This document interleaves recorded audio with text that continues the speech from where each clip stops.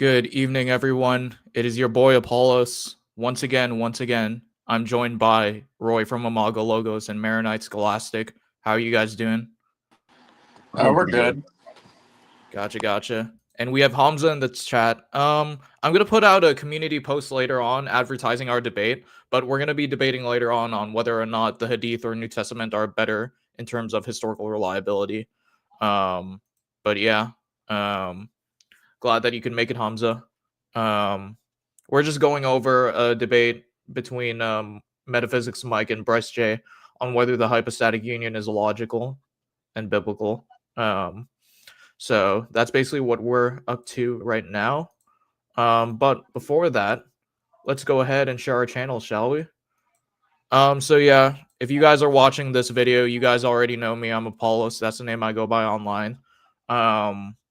Yeah, apologetics research channel, blah blah blah, Rashicracy, blah blah blah, debates, blah blah blah, a little bit of gaming, blah blah blah.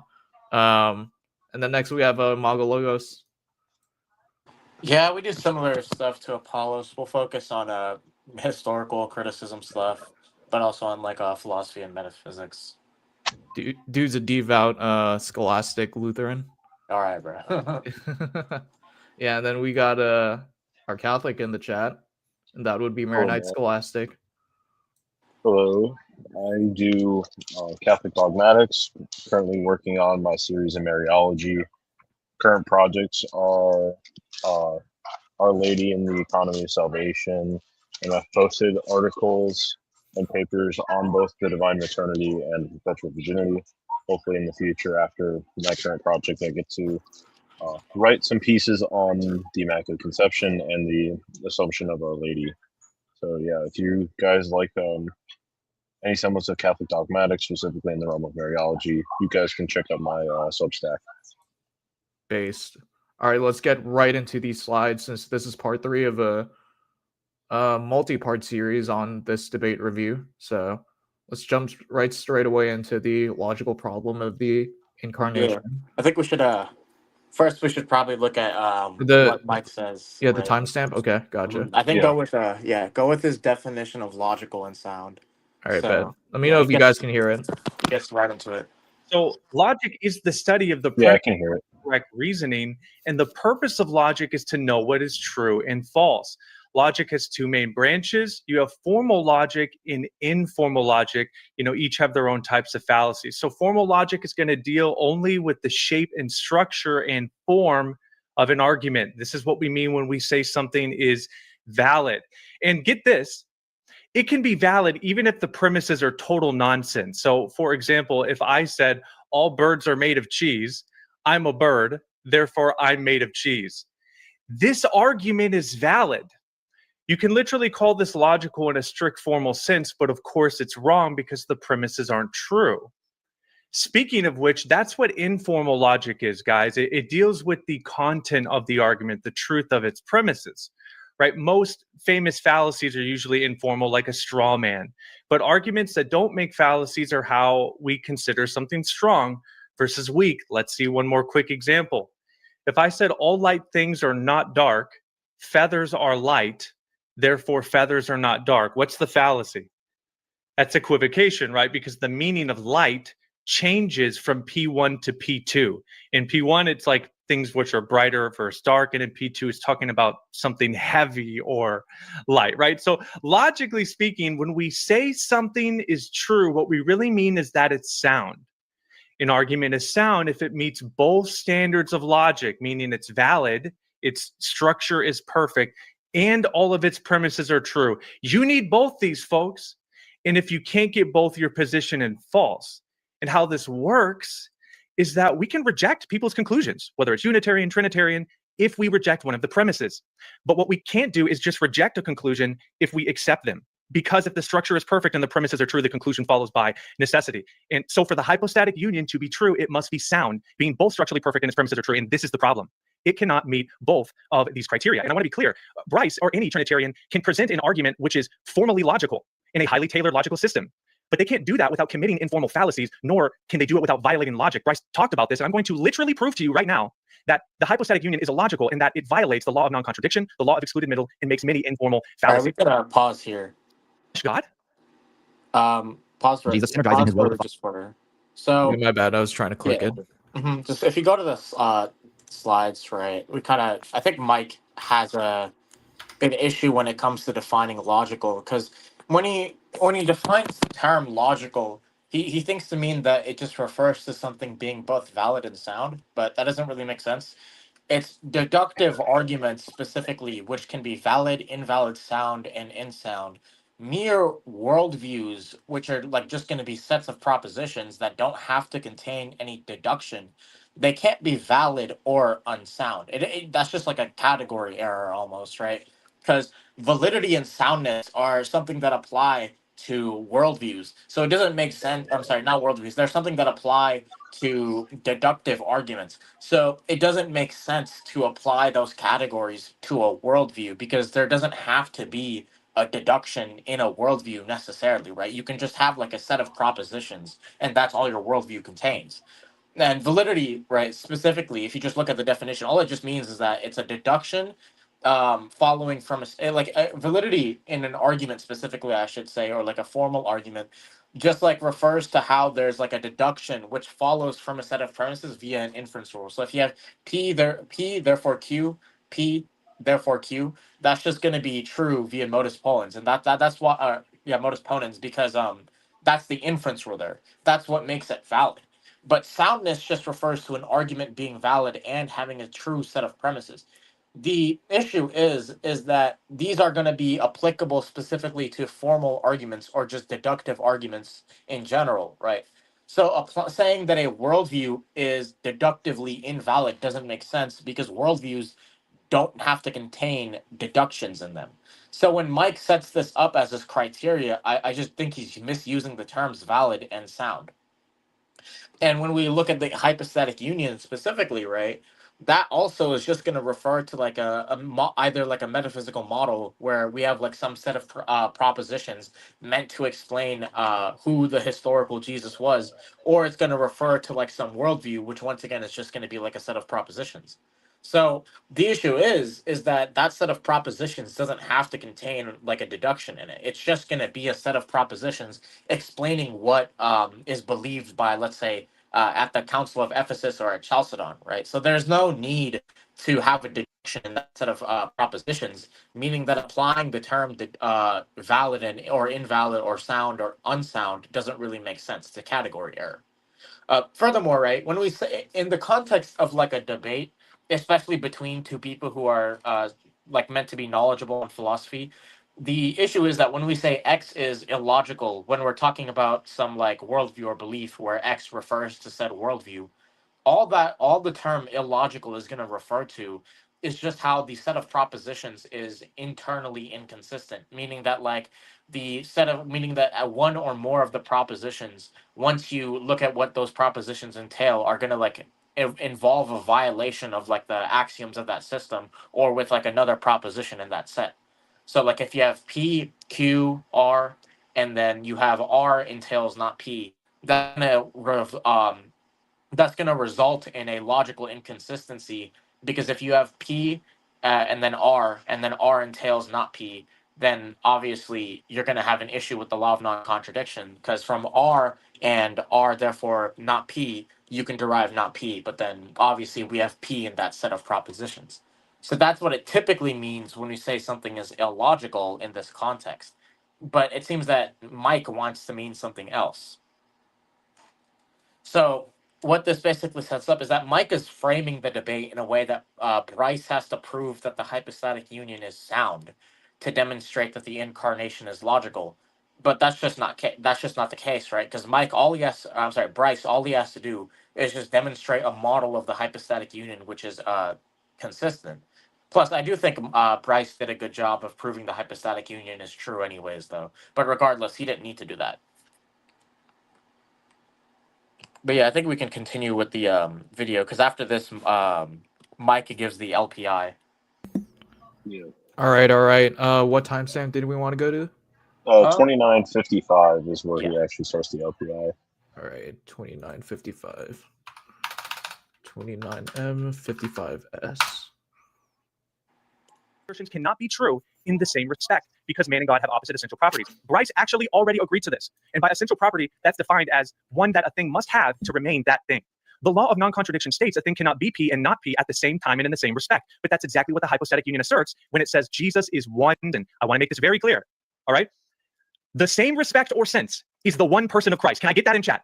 Can I have some of my followers in chat put this in? Ready? It's the one person of Christ. The natures of Christ posit contradictory properties. For example, man by nature is passible, finite, and limited. That's literally what it means to be a human. But God is just the opposite. He is impassible, infinite, and unlimited. Both of these assertions can simply not be true in the same respect. But that's exactly what the hypostatic union does when it asserts that Christ is one person with the property of both natures. So you got to understand, these properties are not just different, they're opposite and contradictory to each other. Okay? So it literally says, their creed, that the properties of both natures are preserved in one person. It's over. It's done, folks. This violates the law of non-contradiction. And it's the same for the law of excluded middle, which says that for any proposition P, it's either P or not P. Okay, in reality, Jesus can either be God and not a man, or he can be a man and not be God ontologically. There is no third option because, again, man and God have opposite essential properties, right? You know, the hypostatic union actually tries to invent a third category. Let me give you a quick example. Did you know that the hypostatic union... we want to pause here. We're going to get to what he says there later. So this, okay, we can quickly go over this. This is something that Mike mentions earlier in the debate. We covered this earlier in our Christology stream, so I'm not going to spend too much time on it. But basically, like, Mike assumes that Jesus receiving, like, authority from the Father entails he isn't God. But, like, you can just take a monarchical Trinitarian view and solve that, right? So the Father is the source of divinity for the Son and the Spirit. The Son and the Spirit are communicated, the divine essence from the Father. The Father begets and spirates the Father begets and spirates. The Son is begotten of the Father. If you hold to the filioque, then he would spirate the Spirit. Then the Spirit proceeds from the Father, and then if you hold to the filioque, it would be through the Son as well. Now, the Son receiving authority from the Father, which is what Bryce is concerned about, doesn't entail that he isn't God. Because under the Christian view, right? Remember, we're talking about consistency here. So under the Christian view, which if you're doing the internal critique, you would be concerned about, we would say that a person can be begotten and have the divine essence. Now, what Mike is essentially alluding to is the eunomian premise, which says that any person with the divine essence is necessarily unbegotten. Now, Arian views of the biblical text will often involve assuming the eunomian premise, but the issue is that we can point out that this was just unjustified. Like, the biblical texts don't require the eunomian premise. So, for example, when interpreting Mark, a Unitarian might say, Jesus is given the authority to forgive sins, therefore he isn't God. But this just assumes the eunomian premise. A person lacking aseity in their hypostasis isn't going to be sufficient to say they lack divinity. Right, so a monarchical Trinitarian could just say that the Jesus is communicated the power from the Father because he's communicated the divine essence. Now, maybe Mike wants to say that, okay, well, there's passages in which God asserts his aseity. The issue is, right, is that that's going to be in terms of God being ase with respect to other creatures or with other gods, right? Because that's going to be the context of many of the Old Testament passages which speak about how there aren't how Yahweh is unique amongst the other deities. The idea is that there's no substance besides Yahweh, which is ase. But the issue is when we say the Father and when we say the Father and the Son are, I guess you could say, what the Father communicates the divine essence to the Son. That's going to be relative, right? So the Son is ase, considered absolutely or as substance, but he's only going to be not ase or begotten, considered relatively or considered in his relation. And this is important because whenever we see the Son receiving authority, the obvious issue there is when it uses terms like son and father, those are relative terms. It's speaking relatively. So there's not really going to be any contradiction there. Now, the way out of that would be to say that, hey, you can't be begotten relatively or absolutely to be God. And at that point, they're not really getting that from the text. They would be deriving that from somewhere else, and they would have to justify that. But I won't go too further into it because Mike doesn't really focus on it that much here.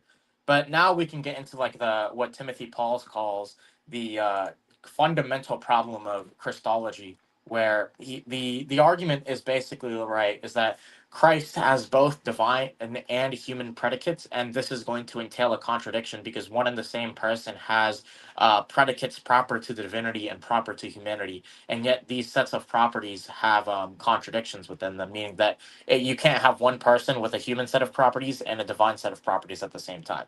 Now, to begin, we can give what is called like the simple answer, and that's just by saying humanity and divinity are not essentially contradictory to each other in the sense that it's like not the case that they have mutually exclusive predicates such that one person can't have both at the same time.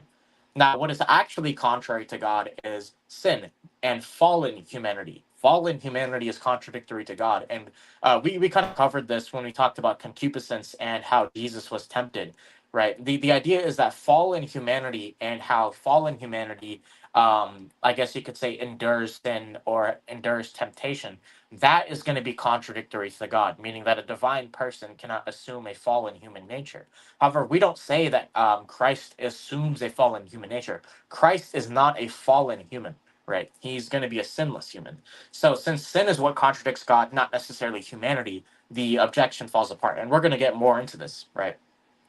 We can also apply this to other Unitarian polemics. It's like the objection from Numbers 23:19 doesn't really work because Numbers 23:19 is dealing with fallen humanity. And we know this because the rationale behind Numbers 23:19 is that men are liars. God is not a man and transcends men, so therefore he wouldn't be a liar as well. But the issue is that this is only going to be applicable in the context of the Torah's theology to people posterior to the fall, not necessarily prior to it, right? So before Adam, there wasn't sin, and Adam wouldn't be a liar prior to the fall.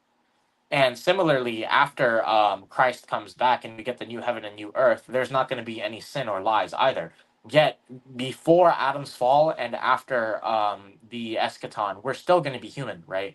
So, what this indicates is that Numbers 23:19 isn't talking about like humanity in its very like essence, in its unfallen state, but rather it's talking about like how fallen humanity is contradictory to God.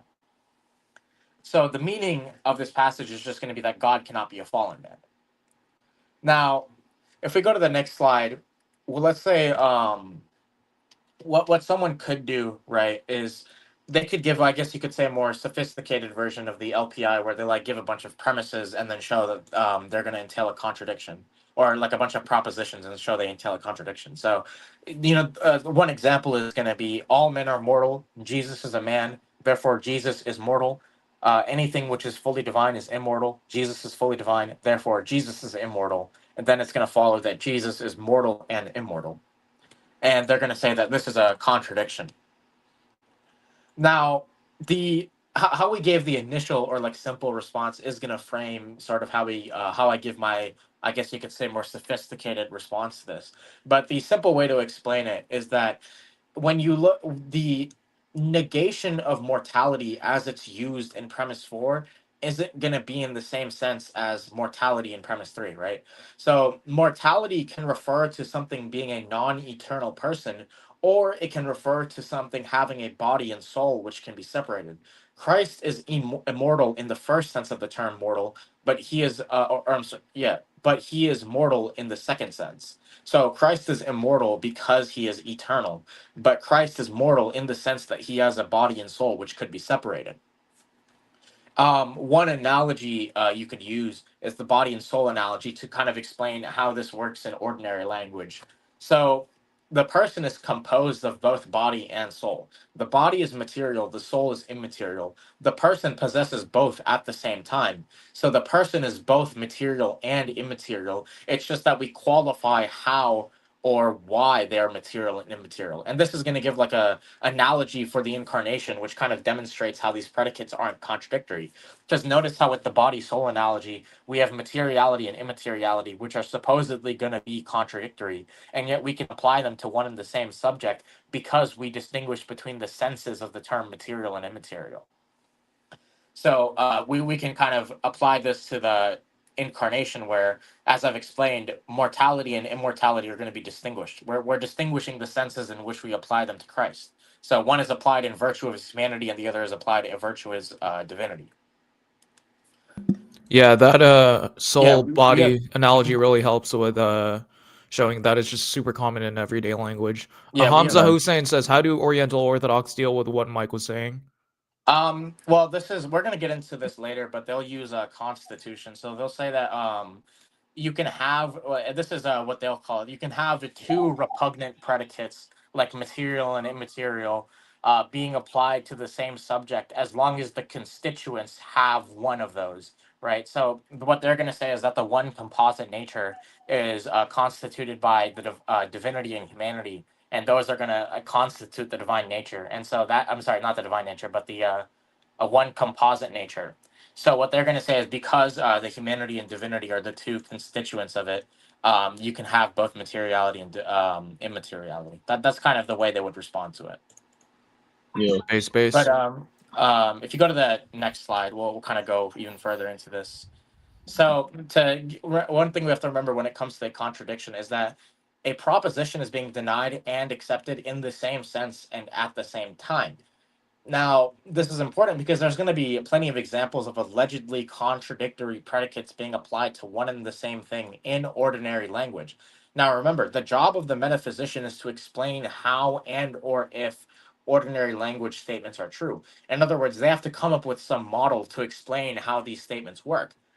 And coming up with a model to help explain these contradictions or alleged contradictions in ordinary language statements, such as man is material and immaterial, will help us solve the LPI, right? So this is what the patristics did with the body and soul analogy. So because of that, it'll be useful to look at some analogies given below. So obviously we have the body and soul analogy, right? Man is constituted of body and soul, and thus is both material and immaterial because the body is material and the soul is material. Likewise, someone in Hong Kong can say the sky is blue, whereas someone in Texas may say the sky is not blue. A lollipop is white and red. It is white as the stick, but it's red as like the edible portion, right? So there's going to be an edible portion of the lollipop, which is red, but then there's going to be like the stick portion, which is white. And then let's go with another, I guess you could say, analogy or thought experiment. Suppose substance dualism is true and that the body and person are really distinct. Then suppose God creates someone who has two bodies. Now, one body is arranged in such a way that it is in a chair with its legs bent, etc. The other body has its legs straight, is on the floor, upright, etc. Is this person sitting or standing? The answer seems to be both, because this person is sitting with respect to one body, but standing with respect to another. Now, one could go against this and say, like, this example is far fetched or improbable, but that's fine because we use these types of analogies in philosophy to illustrate a point, right? Thought experiments basically help us understand metaphysics better or just reality in general, right? So for example, the trolley problem is going to be highly unrealistic, but the point of it is to like show your intuitions in terms of morality. So likewise, even if you want to say this analogy is like far-fetched, the point of the analogy is kind of to show how our like intuitions think about these things. Now, if you go to the next For slide, sure. there's And now a that you mentioned the trolley problem, I'm just gonna give a quick shout out to my video on the trolley problem over here. So yeah. that's all I have to say about that. But yeah, share this tab instead. Oh, yeah. So another example is given by Eleanor Stump in a review of the Logic of God Incarnate by Thomas V. Morris. She says, consider this proposition analogous to the reduplicative, and remember, reduplicative would be like qua man or qua divinity, right? Which we're going to get into a bit. Now, she says, an analogous proposition is going to be Socrates as Caucasian is light colored, and Socrates as dark haired is not light colored. As the objection characterizes such propositions, it predicates being Caucasian of Socrates and being dark haired of Socrates. Being Caucasian entails being light skinned and so light colored, and being dark haired entails being not light colored. So, applying the objections line, we should apparently say that this proposition is just a complicated way of attributing contradictory properties, namely being light colored and not being light colored to Socrates. What is wrong with this analysis of reduplicative propositions about Socrates, of course, is that it disregards the very reduplicative character of the propositions it was meant to analyze. The proposition about Socrates does not predicate contradictory attributes of Socrates because the contradictory attributes in question are attributed to Socrates only in virtue of being attributed to certain separate features of Socrates. That is, they are not predicated of Socrates' simplicator, but only in a certain respect. Similarly, the property of being omnipotent as well as the property of being God is not predicated of Christ's implicator, but only in respect to his divine nature. The same can be said about the property of being limited in power as well as the property of being human. So the reduplicative proposition is not just a complicated way of attributing contradictory attributes to a subject.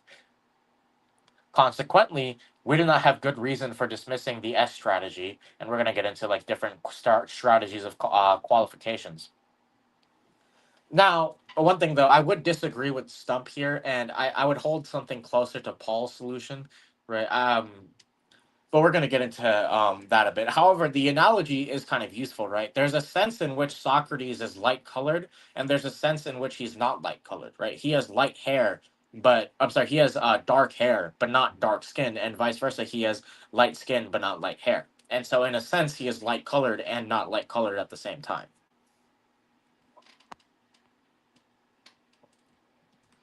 Now, if you go to the next slide, right, we kind of go more into this.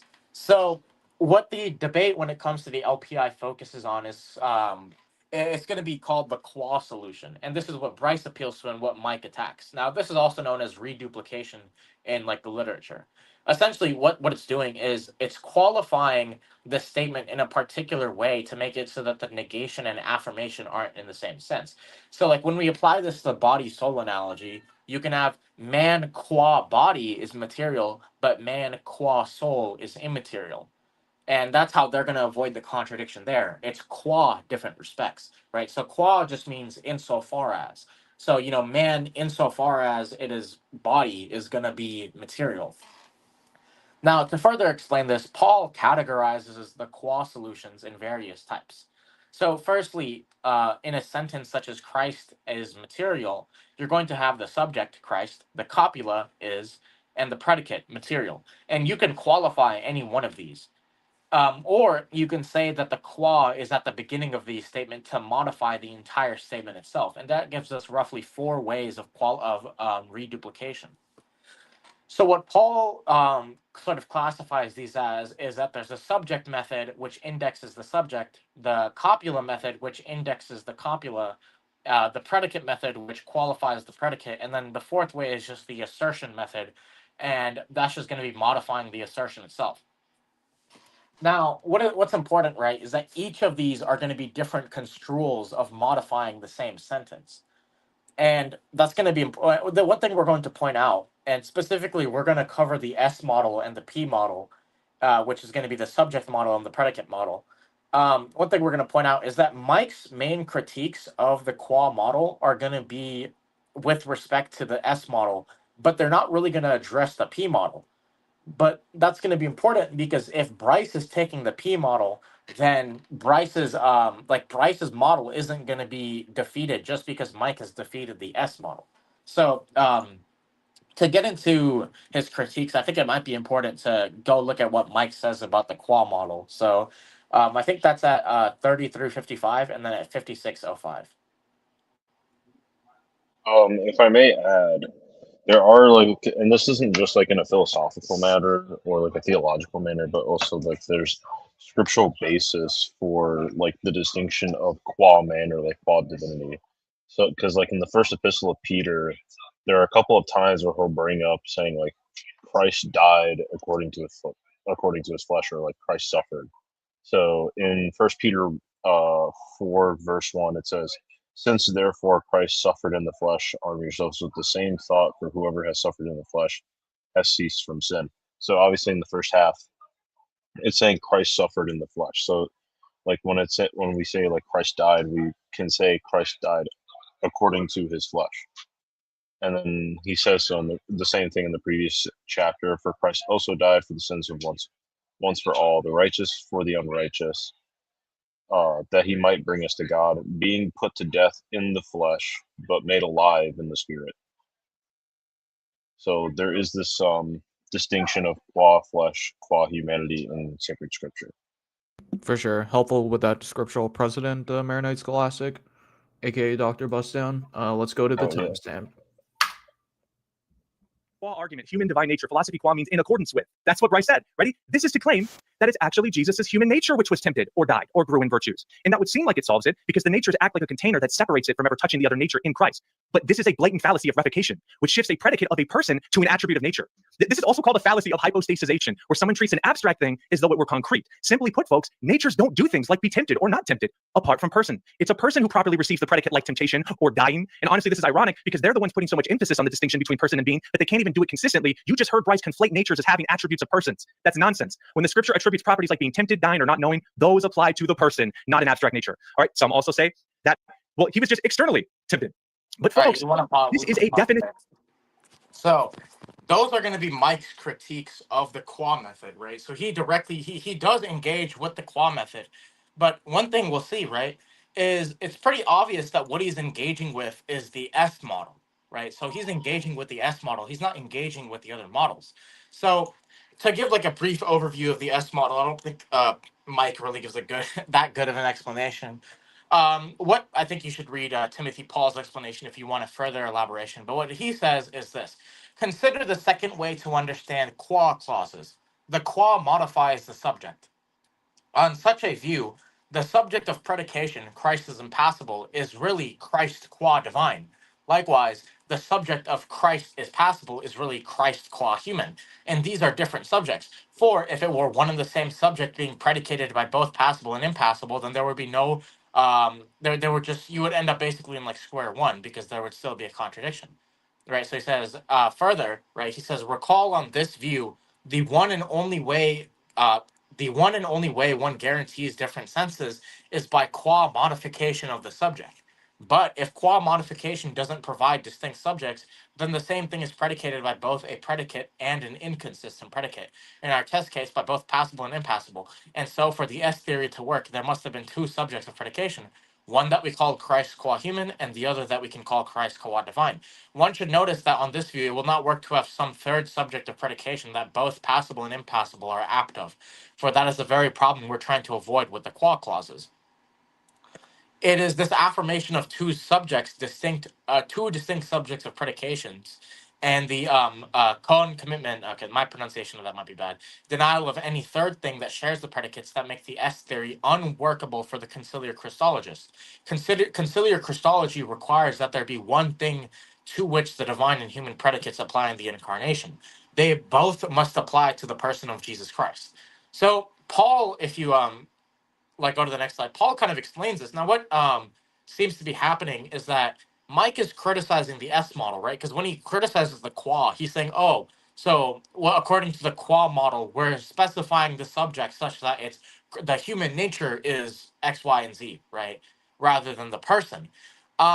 This is only going to be applicable to the S model, because if you look to the classifications we gave, the S model is just one of them, and there's other models such that like you can qualify the predicate or you can even qualify the copula, and those aren't going to require that you shift the subject from the person to the human nature. It's just going to require that you distinguish the property itself or the copula itself. So I think Mike's sort of problem here is that it's changing the referent of Jesus from the person of Christ to one of his natures. And the issue that Mike has is going to be twofold. One, if we specify the subject by saying it is the nature being predicated over, then we're predicating properties like material to the natures. But natures are sets of properties. Sets are abstract, but no set can have a property of being material because materiality is a property only given to concrete objects. So what Mike concludes is that the qua move fails. Then second, he's going to say the properties are still in the same person. So we are left back at square one for the qua move. Essentially, what is said of the nature is said of the person. So the person still has two contradictory properties. Now, I'm not sure if Mike is familiar with Paul or has even read him. If he did, that's even more problematic because if he read Paul, he should be aware of these distinctions, which he's not, as we'll see in a bit.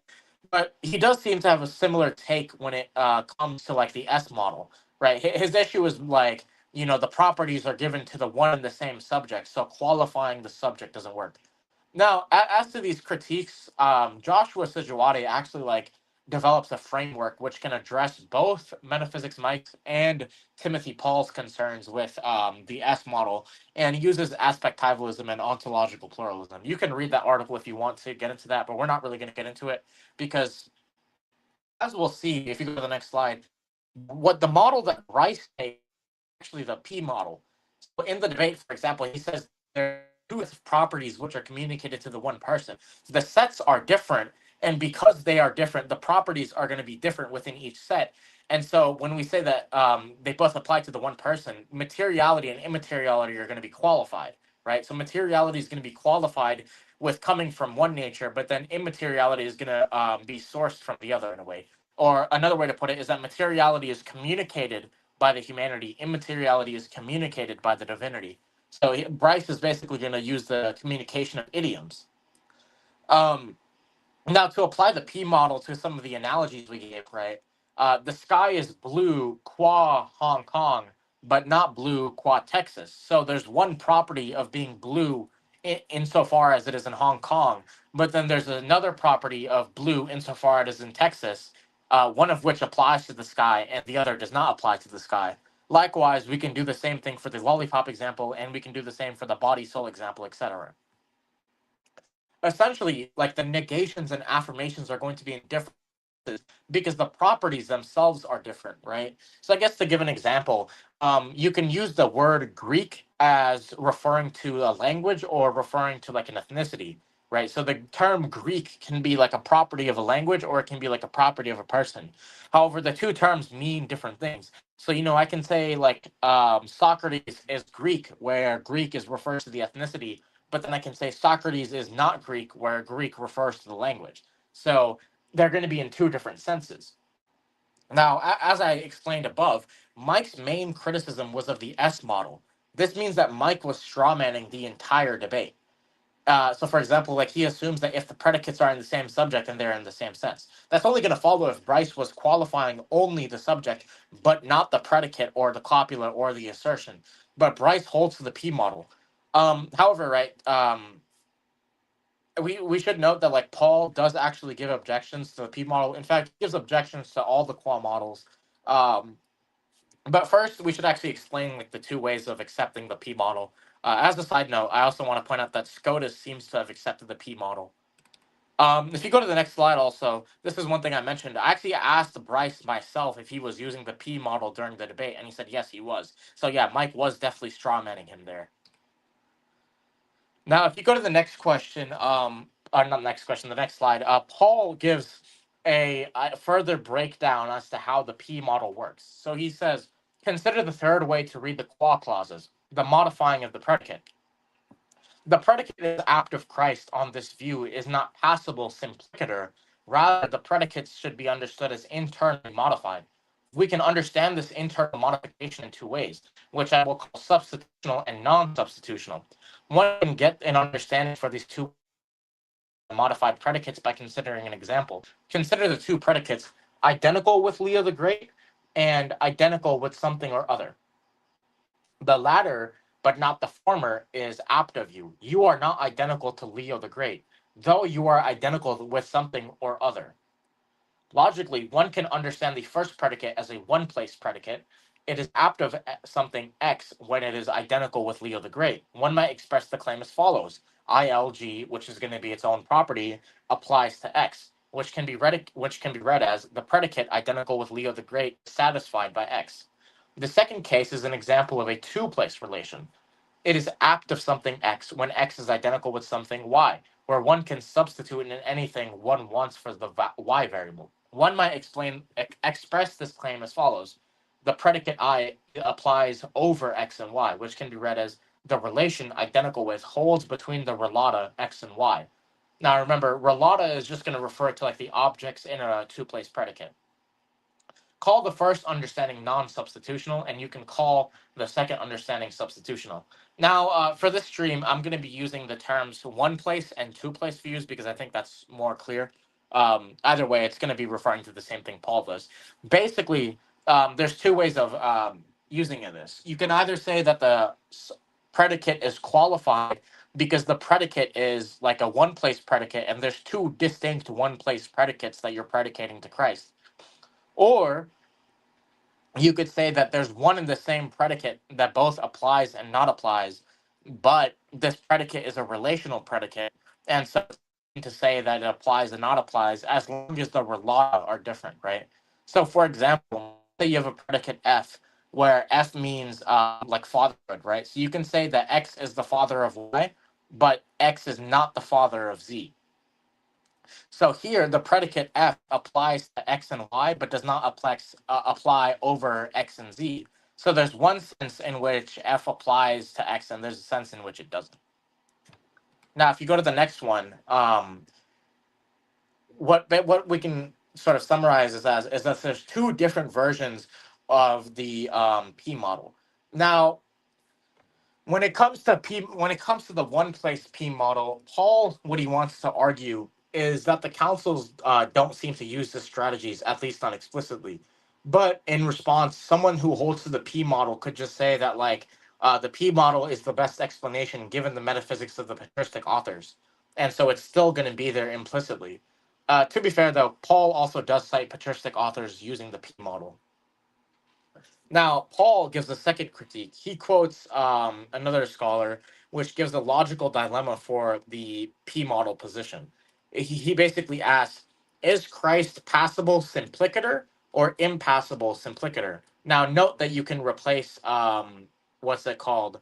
Like passible simplicator or impassible simplicator with like any other similar property. Now, simplicator just means unqualified.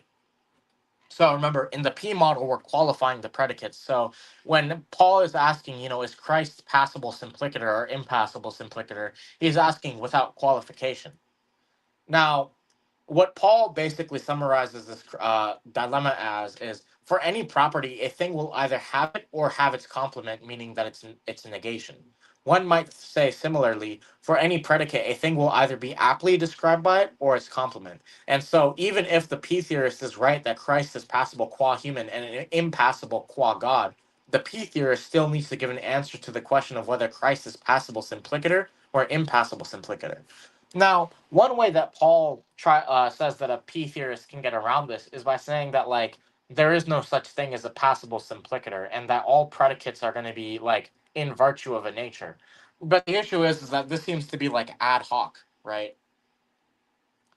Um, firstly, right, you can say that like in a form, maybe someone wants to argue that this is ad hoc because it's introducing like new predicates which aren't going to be there in our language, and say that like there are certain statements such as humans and gorillas are mammals, which wouldn't be true even though we take them to be true in ordinary language, because humans qua humanity are mammals but not qua gorilla. Whereas for gorillas, it's going to be the reverse. So gorillas qua gorilla are going to be mammals, but not qua human. So it would seem that under this maneuver, that statement wouldn't be true if we denied that there's no such thing as predicate simplicator. However, right, one way to actually get around this entirely is by saying that Christ is impassible simplicator. And this is important because Paul's main critique is going to be that, like, if we deny simplicator predicates, then that seems to make our model basically ad hoc and thus unworkable in terms of like our ordinary language. But the issue is that if we just admit that, yeah, simplicator predicates do exist, and then say that Christ is impassible, that gets around the logical, or I should say, that picks one of the sides of the logical dilemma, that being Christ is impassible simplicator. Now, at this point, someone could say, oh, well, this seems to, I guess you could say, diminish the humanity of Christ, because Christ should be both passible and impassible, and saying that Christ is impassible simplicator but not passable simplicator seems to damage that. But in response, right, someone could say something like this: Christ is really or materially identical to the divine nature, and Christ is a divine hypostasis, not a human hypostasis. So it isn't a theologically problematic thing to say that Christ is impassible simplicator or impassible in his personhood, right? Now, with this solution, I don't actually think there's any formal or logical issues. I don't really see any. At most, you can say that there's like a theological issue with saying Christ is impassible simplicator. Maybe Bustdown can speak on this, but I don't even think there's any theological issues with it either. No, I wouldn't say there seems to be any issue with that. So I think with the predicate model, we can just say that yeah, Christ is impassible simplicator in virtue of being a divine hypostasis. But yeah, so the second way is going to be the two-place model. So under this view, there's one predicate, and we're just changing one of the objects in the relation. So as I mentioned before, the term father can be taken as a two-place predicate. Another example that Paul gives is the example of Bob is to the left and Bob is to the right. Now, left is a two-place predicate. So B can be like to the left of A, but it cannot be to the left of L, right? So, you can say Bob is to the left of Alex, but not to the left of Luke. So Bob is left qua Alex, but not left qua Luke. So with the incarnation, maybe you could say like the son is mortal with respect to his body, and you can explicate that by saying mortality is going to be a two-place predicate where the son is going to be in the first area, and then this human body is going to be the second. And then we can do the same thing for immortality and like with his divinity. Now, notice how like the divine nature and human body serve as like the relata in this context, and that's what's going to be what distinguishes from the one place model. Now, I guess you could say the same thing can be brought up with P model 2 that were brought up with P model 1. So like it seems to be like an ad hoc analysis to take typically one place predicates and label them as two place predicates. But the issue is that you can give like like counter examples to this. Like let's say with the example I gave of like Bob is left qua Alex but not left qua Luke. That's going to be one example. Another one is just going to be like the materiality and immateriality being predicated to the one person. So the one person is material and immaterial. You can say that a two-place model explains that the best. However, you can also say that like there's certain examples which break down when you apply the two-place model. Like for example, the humans and gorillas are both mammals. Example, you can say that it breaks down there. But in response, you can like give a similar response we did in the first P model. So you can say that there can be like one place predicates such as passible and impassible or mammal. However, it's just that in the case of Christ specifically, or in the case of humans specifically, material and immaterial are going to be two-place predicates. Now, I didn't ask Bryce which model he takes, whether he takes the P model, like the one-place one, or the two-place one. My guess is that he takes the one-place one.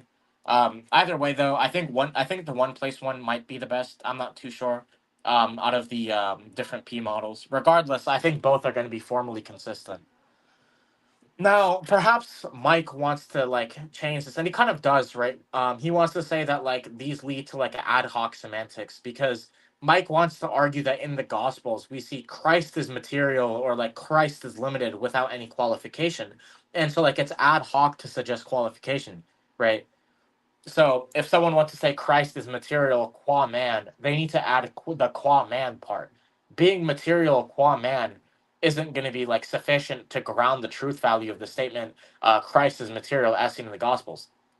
Now, the way the P model like theorists might respond to this is by saying we shorten qualified statements all the time in ordinary language. So it isn't ad hoc to posit the gospels do the same. So like for example, right, when we gave the examples of the man is material qua body, but immaterial qua, that's going to be directly applicable to Christ. And so because in those cases being material in virtue of your body is sufficient for saying that the man is just material, like in an there's not really going to be an issue with saying the gospels do the same, right? There's no reason to expect them to explicitly say they're qualifying the predicate, given that we never qualify the predicate in like ordinary language statements because we don't have to qualify it. So, like on the contrary, it is a sufficient condition to ground the truth value of the statements Christ is material or Christ is limited. Yeah. If I could also add another way, you could also like say this is you could say like the person of Christ is like composed, and then you can like assume a certain premise with that, like where you don't necessarily have to say like well man, because if you understand the person of Christ to be composed of both God and man, um you can assume the premise of like okay, if you're saying if we know that God is immaterial and we say Christ is material and we know that he's God and man, we must be saying that according to the humanity of him, he is material. And here's what St. Thomas says on like whether the person of Christ is composite. He says, in Tertia Pars, or in Summa Theologica Tertia Pars, question 2, article 4, he writes, I answer that the person or hypostasis of Christ may be viewed in two ways. First, as it is in himself, and thus is altogether simple, even as the nature of the word. Second, in the aspect of the person or hypostasis to which it belongs to subsist in a nature, and thus the person of Christ subsists in two natures. Hence, though there is one subsisting being in him, yet there are different aspects of subsistence, and hence he is said to be a composite person inasmuch as one being subsists in two. Hmm. Now, so this is kind of one thing I mentioned earlier. Timothy Paul gives critiques of the qua method as a whole, um, and he's actually going to deny the like qua method in its entirety. Now, we actually did cover his arguments. I think Timothy Paul's arguments do actually fail against the qua method. However, right, I also think it's useful to give a solution to kind of explain how I would read these texts, or like how I would solve the fundamental problem. So, what Timothy Paul is going to say is that he's just going to deny that the predicates that are being applied are actually like contradictory at all, even when they're unqualified. Remember, the traditional clause solution involves modifying the sentence. So, what Paul is saying is that we don't need to modify the sentence. We just need to distinguish or like specify what we mean by our terms. So, like, take the predicates material and immaterial. Paul is going to say that we need to revise the truth conditions of those predicates. And once we revise those truth conditions, they're no longer going to be contradictory.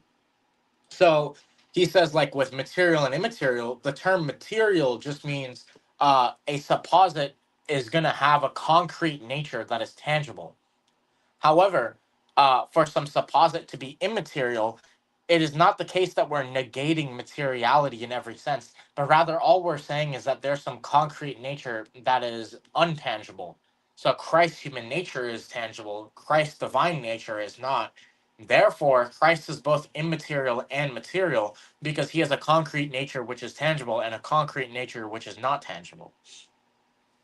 So notice like how the contradiction is solved by saying that material and immaterial have their own truth conditions which aren't in conflict. In other words, the meaning of material is such that it does not exclude immaterial. Now, in this context, I should explain what concrete nature is, and we're going to get into this in a bit. And just in this context, just know that it refers to like either the divine nature or to the human nature, which are both seen as concrete objects rather than mere abstract sets. And we're going to cover this later. The human nature of Christ in a concrete view is basically just going to be like the composite of body and soul that Christ possessed, and the divine nature would be the one concrete substance that each of the persons would be identified with. Now, Paul isn't just going to apply this to like the predicates material and immaterial, but also to the predicates like mortal, immortal, immutable, mutable, etc. Right? Essentially, having a nature that is tangible and having a nature that is intangible are not contradictory in the case that Christ has two natures. So saying that Christ has two natures actually does avoid the contradiction because Christ has one intangible concrete nature and a distinct concrete nature which is intangible. Now, like if you want a very in-depth defense, I would recommend reading his 2015 paper, his 2016 book, and then his 2019 book. That's going to defend his model here. But if you want like a free, I guess you could say, defense of his view, look at his interviews with like the Analytic Christian. He goes into that a bit there. Now, if you go to the next slide, um, there's going to be like some problems with this view. I don't think they're really that damaging. They're definitely not going to be any logical issues, right? It's going to be definitely formally consistent. However, there are some areas we could improve on. So for starters, we should drop the condition of needing a concrete nature. So the man is material and immaterial. That is because the man is a body that is tangible and a soul that is intangible. Yet in one person, where they're united, the body and soul compose one concrete nature. They're not going to be their own like two distinct concrete natures. So the man is material and immaterial without having two natures. So I think Paul is going to have to revise his conditions to work with that analogy, because the patristics use that analogy.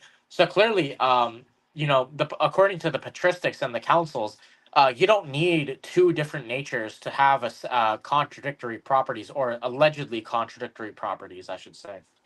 Same with the other analogies I gave with like the sky, right? So the sky is blue qua Hong Kong, but not blue qua Texas. The sky doesn't have two natures. So clearly, our analysis where we try to explain how something can have allegedly contradictory properties at the same time needs to be modified such that it accounts for that as well, because then it'll give it more explanatory power. So maybe a better solution would be some supposit X is material if there exists something such that Y is tangible and it communicates materiality to X.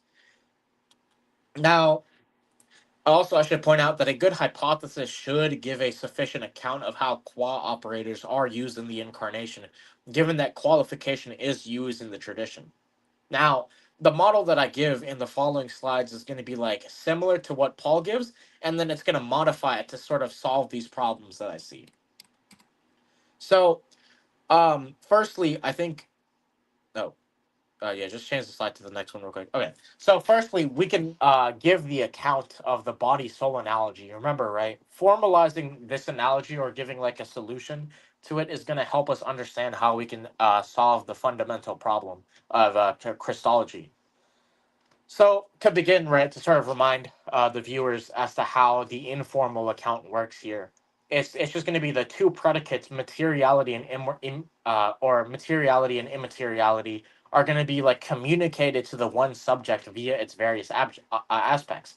The body and soul are distinct, yet communicate materiality and immateriality to the one subject, which is the human person. So, because material and immaterial are predicated in virtue of these different aspects, the statements the human person is material and the human person is immaterial are not using material in the same sense. So, there's no contradiction, right? So, the body soul analogy is the person is material and immaterial because the soul is immaterial and his body is material. Now, we can give a formal model that kind of explains this. So, first, what we can do is we can define like a set of predicates and a set of objects. So, firstly, we can define the predicate I as there is some non spatially extended object communicable qua immateriality to X. So, what that's basically going to mean is that there's some truth maker or some object which communicates materiality to X. And then similarly, we can define M as like the same, except in terms of spatial extension rather than non-spatial extension. So in other words, what we're saying is that X is like derivative, it's material derivatively speaking, because it has an object communicating materiality to it, which is distinct from it. This is often referred to as piggybacking. So, for example, let's say you have a wall that's composed of red bricks. The wall is red because of its parts, which are red. So it piggybacks off of the parts. Now, let's say something is material just in itself, not in virtue of something distinct from it. We're going to say that it's directly material, right? Now we can define our objects as like J is just going to refer to like the man John, and then B and S are going to refer to his body and soul, and then the relation T is going to like apply to X and Y if X is communicated a materiality or immateriality by Y. And then we can say that the predicate F refers to something being directly material. G is going to refer to something being derivatively material. S is going to refer to something being directly immaterial. and P is going to refer to something being derivatively immaterial. So now that we've sort of given our terms and definitions, we can then formalize this using first order logic. So if you want to go to the next slide, that might be okay. So firstly, we can give the first, I guess you could say, statement in our model. So what our first statement says, once you like translate it, it's just going to be materiality simplicator implies either direct materiality or derivative materiality and vice versa. So basically what it's saying is that if we predicate materiality to something, we're either saying that it's directly tangible or that it's indirectly tangible. And then the second statement is just going to say the same thing, except with immateriality, right? So saying something is immaterial implies that it's directly immaterial or derivatively immaterial and vice versa. And then the third statement, or I'm sorry, no. The third statement is going to be saying something which is indirectly material is communicated materiality by something which is directly material and distinct from it. And then the fourth statement is going to be saying something which is indirectly immaterial is communicated materiality by something immaterial, or immateriality by something which is immaterial. And then finally, we have, I guess you could say, some conditions for how things communicate properties. So if X is communicated materiality or immateriality that by Y, then Y being material entails X is material. And likewise, Y being immaterial entails X is immaterial. So, like, for example, because the body communicates materiality to the person, if the body is material, it follows the person is material. Likewise, the soul communicates immateriality to the person. So if the soul is immaterial, it follows the person is immaterial. And then finally, we can get into how we're applying these properties to the things in question. So we can say, firstly, that John's body is directly material, but not derivatively, or John's body is directly material rather than being derivatively material. And then we can say John's body is directly immaterial, and John's soul is directly immaterial and not derivatively immaterial. Then we can say the body is material and the soul is immaterial. And then finally, we can say John's body and soul communicate materiality and immateriality to him. And then finally, we have John is both immaterial and material. Remember, right? The way we explain this informally is just by saying that, like, John is both material and immaterial, where he's material in his body, immaterial in his soul. Now, the proof tree there, the reason why I've included that is basically we've kind of explained this before, but if we put this model into like this proof tree generator, if this model was formally inconsistent, then it would result in like a contradiction. But since it doesn't result in a contradiction, it would follow that it's not inconsistent. And the reason why has to do with like how I guess you could say so-called classical logic works when it comes to the law of excluded middle and disjunctive syllogism. Basically, if if something is contradictory, then from that contradiction you can derive all contradictions and all propositions. Meaning that if this model was contradictory, you would expect it to derive P and not P. But as we've seen with this proof tree generator, you cannot derive P and not P from this model. And that's going to demonstrate that it's not formally inconsistent because it, doesn't entail a contradiction. Now, remember, this is a formal model, though. So obviously, right? Like if I'm what's that called? I guess you could say just like explaining this to someone in an informal context, then it would make sense to give the informal explanation, right? But the reason why I've given a formal model is to show that like you can I guess you could say systematize this and formalize it and show that it's consistent using like just a proof. So now we can apply this model to Christ. So like we can just use the same definitions, except like just change J to be Jesus, and then now we have Jesus's particular body being referred to by B, and then S refers to Jesus's divine nature.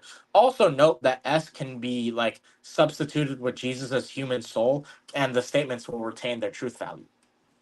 Now, if you go to the next slide, you're gonna see that hey, we have the same thing right here. And note, this is going to be like a model that explains how Christ is both material and immaterial. He's material through his body, but then immaterial through his divinity.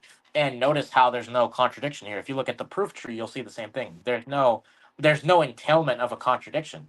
So clearly, this is going to be like a formally consistent model of the like predicates material and immaterial being applied to Christ. Now, the important part is that you can do this for like any predicate. Like you can do this for like mortality and immortality, I don't know, like passibility, impassibility, etc.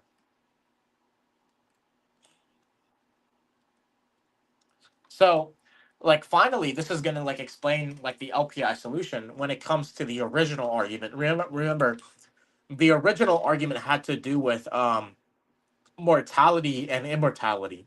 Now, mortality and immortality, as I said, are going to be predicated in two different senses, and this formal model like helps us explicate how.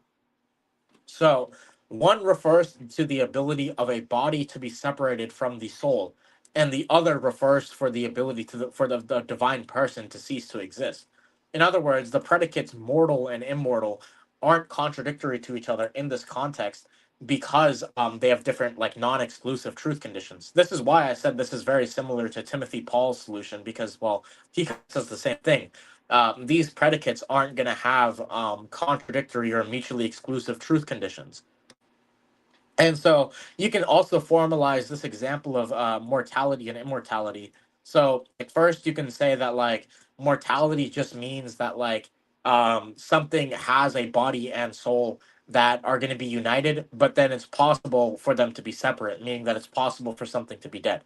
And then immortality just means that like, a thing is just like eternal.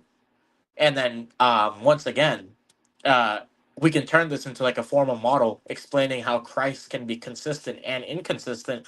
And what we'll see is that this formal model is completely consistent. So if you look at that proof tree, once again, there's no contradiction. There's a new proof tree, by the way. Okay, are you on that one or?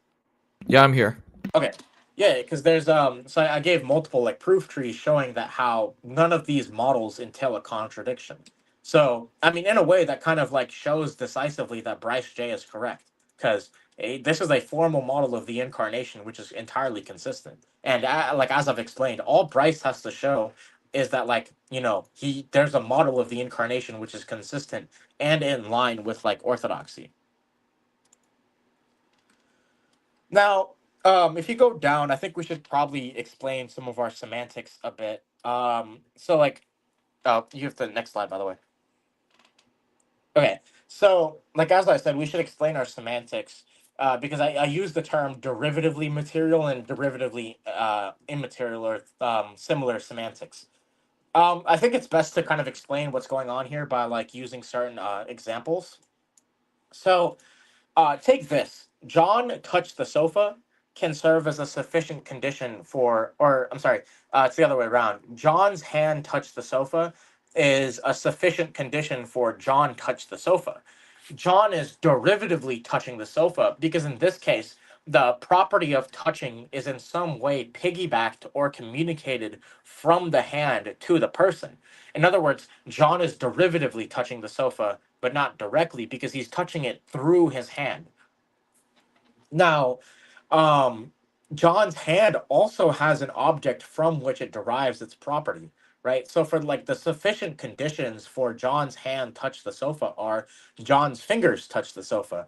So what's interesting, right, is that John derives the property of touching from his hand, which derives it from his fingers.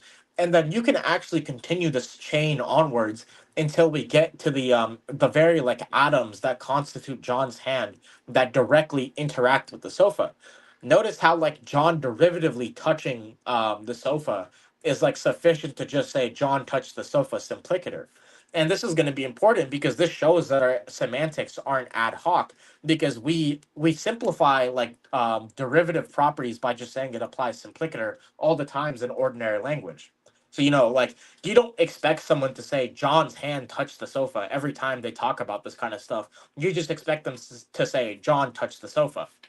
Same thing with like if your brother sent you a letter, you're not going to say, "Oh, my brother talked to me qua a letter." You're just going to say, "Oh, my brother talked to me," right? or my brother wrote something to me or something of that account. You're not going to say my brother derivatively spoke to me through this letter that he sent. In other words, you're going to simplify these qualifications like in ordinary language all the time, which demonstrates that this isn't going to be like an ad hoc maneuver, but rather like there's just going to be a simplification on the part of like ordinary language. Now, we can also give a logical model for like, or like a formal model for how like the whole like touching the sofa example works.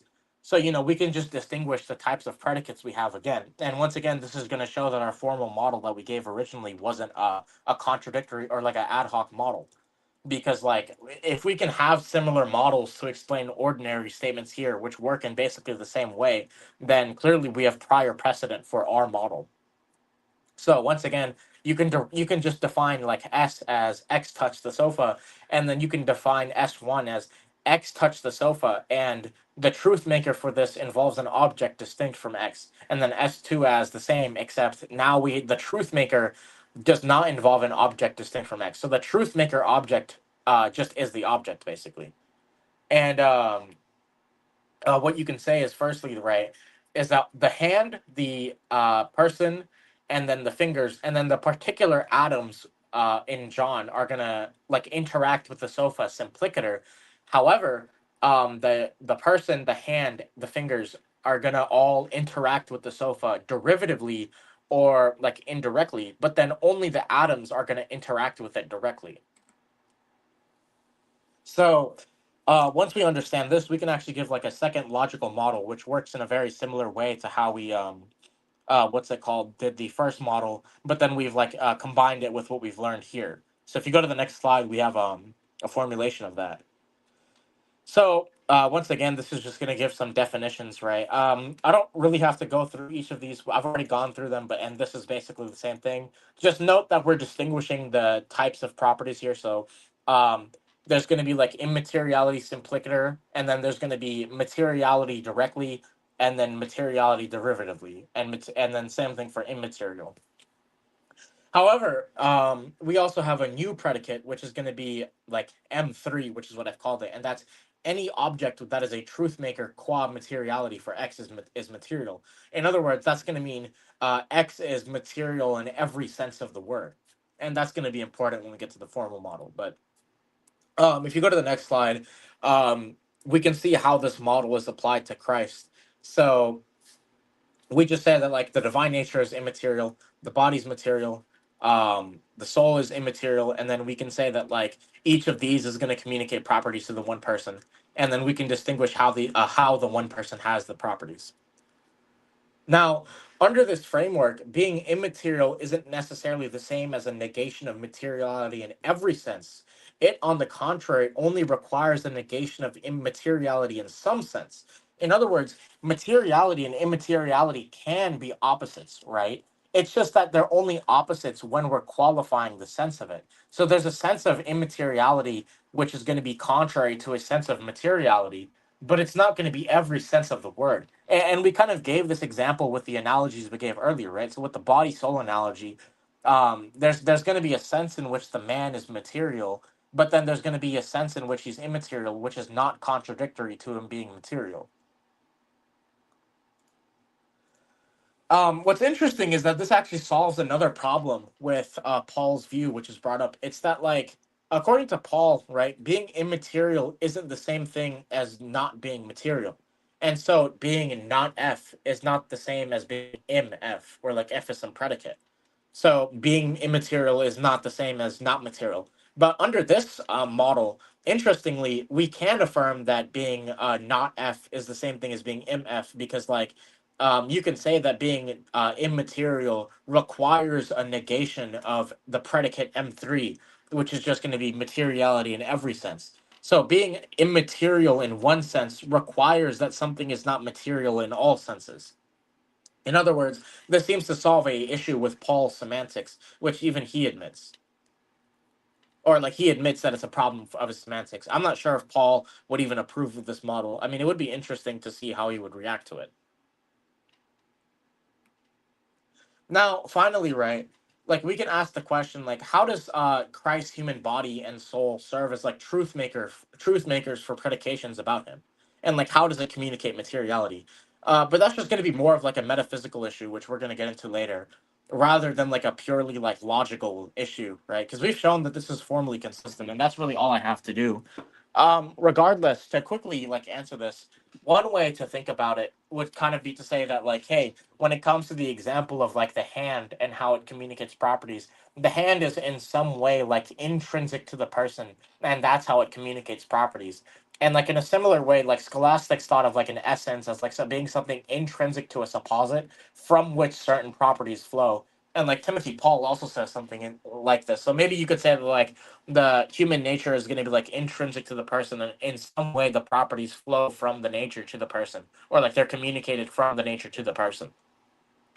And this is just going to get into theories of subsistence and like composite Christologies, which that's going to be beyond the scope of like the LPI. But if you go to the next slide, what you're going to see is Paul basically gives this, where the idea is basically that, you know, an essential property is going to be like something that's had in virtue of an essence, right? So the idea is kind of like essences communicate properties to their subjects. I think Bustow might be able to speak to this a little more. Sorry, just go back. What to which what? The idea of like how essences are like intrinsic principles of motion, which communicate properties to like their persons. Oh yeah, actually, that is something I was looking into. That is the case. In St. Thomas brings it up in his Summa as well, where like he's talking about whether person is the same as hypostasis, subsistence, or essence. He kind of brings up something a little bit similar to it. In Prima Pars, question 29, Article 2, he says, according to the philosopher, aka Aristotle, in metaphysics, subsistence substance is twofold. In one sense, it means the quiddity of a thing, signified by its definition, and thus we say that the definition means the substance of a thing, in which substance is called by the Greeks ousia, which we may call essence. In another sense, abstract, a substance means something or suppositum which subsists in a genus of substance. So when we say quiddity, the philosopher Aristotle, when he says like quiddity and like the later scholastics, they'll talk about like the whatness of something. So like its distinct properties and it's like what it truly is. So like when we talk about like God in his divine essence, like a part of like a quiddity of it would be like his being or like his subsistence or like existence. Okay, so when we stopped at the video, he was getting into this idea of unmixed and undivided. I think we should continue off with that because it's going to show how Mike doesn't understand Chalcedon. For sure. Yeah. Timestamp. The same one we stopped at, if you remember that. Because I Okay. remember how we were watching the LPI section and then he pivoted to, also Christians say that like the human nature is unmixed and undivided. Should Get be ready this for one. him to bring Not up sure.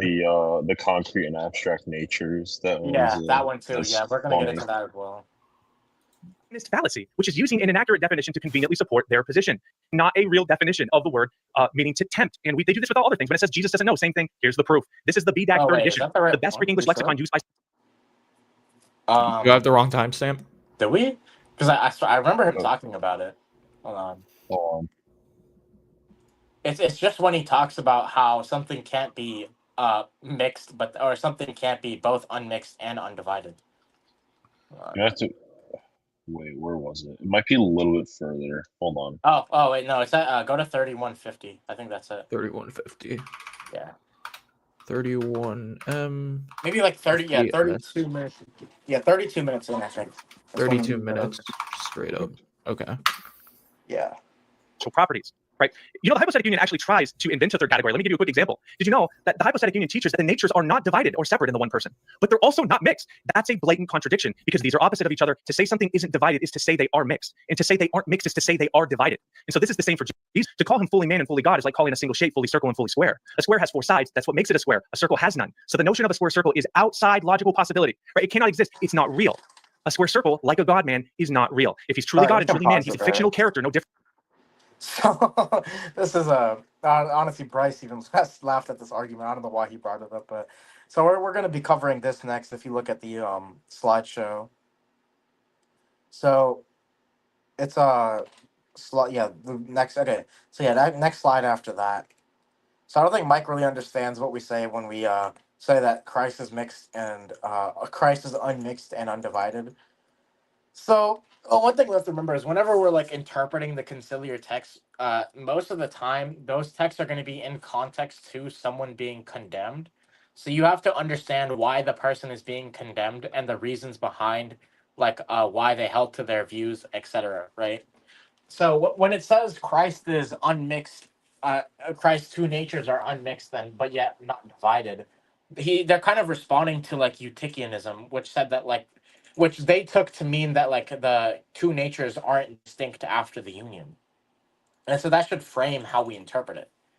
Now, firstly, right, Mike doesn't actually like explain what he means when he means mixed or divided, right? Like he doesn't actually give us any definitions of it. He does give an analogy, which we're gonna get into, right? But I mean, to give like a brief counter example, does like Mike think that the body and soul are like mixed to with together?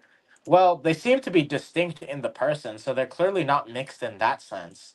And yet, are they divided? Well, no, because death is the division of body and soul, or like the separation of it. Um, so, if a person is alive, they would have to have a body and soul which aren't divided or separated from each other. Now, when we want to define like division and mixture, like for our purposes, we can just refer to like separate or like divided as like a negation of some form of unity. And in this context, the unity here is going to be like the unity in one person. So the two natures are in the person and they communicate properties to the person, and yet when we say they're unmixed, the two sets of properties and the two natures, like they stay distinct from each other, right? So the human properties stay distinct from each other and the divine properties stay distinct from each other. Likewise, the human nature is distinct from the divine nature. So, like, to give an example, this is something that Maximus gives, if I remember correctly. He says, like, you can give the example of a sword being heated in a fire. The sword retains its like natural properties. Likewise, the fire burns the sword and yet also retains its own natural properties. The sword, however, when it's left in fire, is not like mixed into the fire, but it's also not really spatially divided from the fire. So there's a sense in which it's not divided, meaning that it's not divided. And what this is important, right? Because this is going to provide another counter example to it, and it's also going to provide an analogy for like the incarnation, because like the sword is in a way like altered, or I guess you could say, in the context of the incarnation, we're going to want to say that like the human nature is somehow like deified, right, by the divine nature in the union, right? And so in a similar fashion, the sword is kind of heated and altered in that way when it's in the fire. Under Bryce's model specifically, he's going to want to say the divine nature, or I'm sorry, the human nature is like deified via the energies being like in the human nature in a way. Now, Mike's really like main or like only argument for like why being unmixed is the opposite of being undivided is he gives an analogy of like two physical liquids, and then he explains that they can't be mixed without being divided. But like, how does that entail that mixture and division are the only two logical possibilities for all things, right? Like saying any two liquids are either mixed or divided doesn't demonstrate that any two objects, regardless if they're liquid or non-liquid, are either mixed or divided, right? Like for example, suppose I said bacteria are bloodless and yet alive, and in response, someone says, "Well, look at this example of a human. If a human is bloodless, then it's dead, and if it's alive, it has blood. So therefore, bacteria can't be both bloodless and alive because in a human being bloodless entails being dead. This is going to be fallacious, right? Because bacteria and humans aren't going to be the same." So Mike's argument doesn't really work. Now, Bryce kind of brings this up by saying that like this is a created analogy of like two physical objects. And Mike's only argument is like, oh, well, you're using created analogies to explain it. But like obviously like the analogies aren't one to one. Plus, when we explain what it means, we appeal to like the historical context with like Eutyches and everything, right? So I don't know. I just don't think Bryce really understands what we. I'm not Bryce, but I don't think Mike understands what we mean when we talk about like how the two natures aren't mixed, but they're not divided either. Now, if you go to the next slide, this kind of gets into like how the theologians viewed kind of the union of the two natures in Christ, whilst also like maintaining their like like lack of mixture. So, like, firstly, like Jensen in his book "Divine Presence as Activity in the Incarnation," which is a pretty recent book, he kind of gives the Eastern account. So he says two theologians, confusingly both called Leontius of Byzantium and of Jerusalem, respectively, were able to do this. Again, the details of their individual contributions are not relevant here. The outcome of their endeavors is the notion of hypostasis. That is, the human nature finds its hypostasis in that of the divine logos. In order to safeguard the integrity of Christ's humanity, this required that Christ's human nature to include a complete individual human being. Hypostasis was taken to mean independence or final monadic being of oneself. This enabled Leontius to give an account of the incarnation in which the complete human nature, including body, soul, and personality, and everything else that makes it a human, truly human, does not have its own hypostasis, but rather it finds it in the logos, right? So Christ is human, and the human nature does have a corresponding like hypostasis. It's just that the corresponding hypostasis is none other than the divine hypostasis of the Word. So God, in one creative act, brought the human nature of Christ into existence and unified it with the divine hypostasis. So at no point does the human nature exist without the Logos. It is always fully oriented in its very existence to the hypostasis of the Logos. Conversely, this understanding of the hypostatic union allowed Byzantine theologians to say that Jesus Christ, God, suffers. The human individual Jesus Christ who suffers and dies is the existence of the hypostasis of the Logos, right? So Jesus Christ just is the Logos. So that's how the Eastern theologians explained it, right? It's that the human nature is somehow in the divine hypostasis alongside with the divine nature, right? So the human and divine natures are in the one person. And so that's why we say they're undivided from each other, because they're in one person. And so in that sense, they're united. But then the way that we say that they're unmixed is just going to be like the sets of properties are like going to be different, and the human nature doesn't become like consumed or like identical with the divine nature, right? Like we maintain a distinction between the divine and human natures, and that's why they're going to say they're unmixed. And then when it comes to like the Western view, Richard Cross quotes Boethius as saying, "Since then, the Catholic faith confesses both that both natures continue in Christ and that they both remain perfect, neither being transformed into each other. It says with right that Christ consists both in and from the two natures, in the two natures because both continue, and from both natures because the one person is formed by the union of two continuing natures." So once again, you have this idea that like the kind of thing they're getting at is that the both natures remain distinct after the union. So it's not like the divine nature becomes identical to the human nature or vice versa, right? That's the thing they're trying to avoid, right? But then at the same time, they want to say that the human nature and divine nature are going to be like in the one person. So that's how they're explicating division and in mix, like that's how they're explicating mixture and division, right? So when you look at the truth conditions for like what it would mean for the human and divine natures to be mixed or undivided, what you see is that they're not really giving contradictory truth conditions when they explicate their model. And so there's not really going to be any contradiction between the two.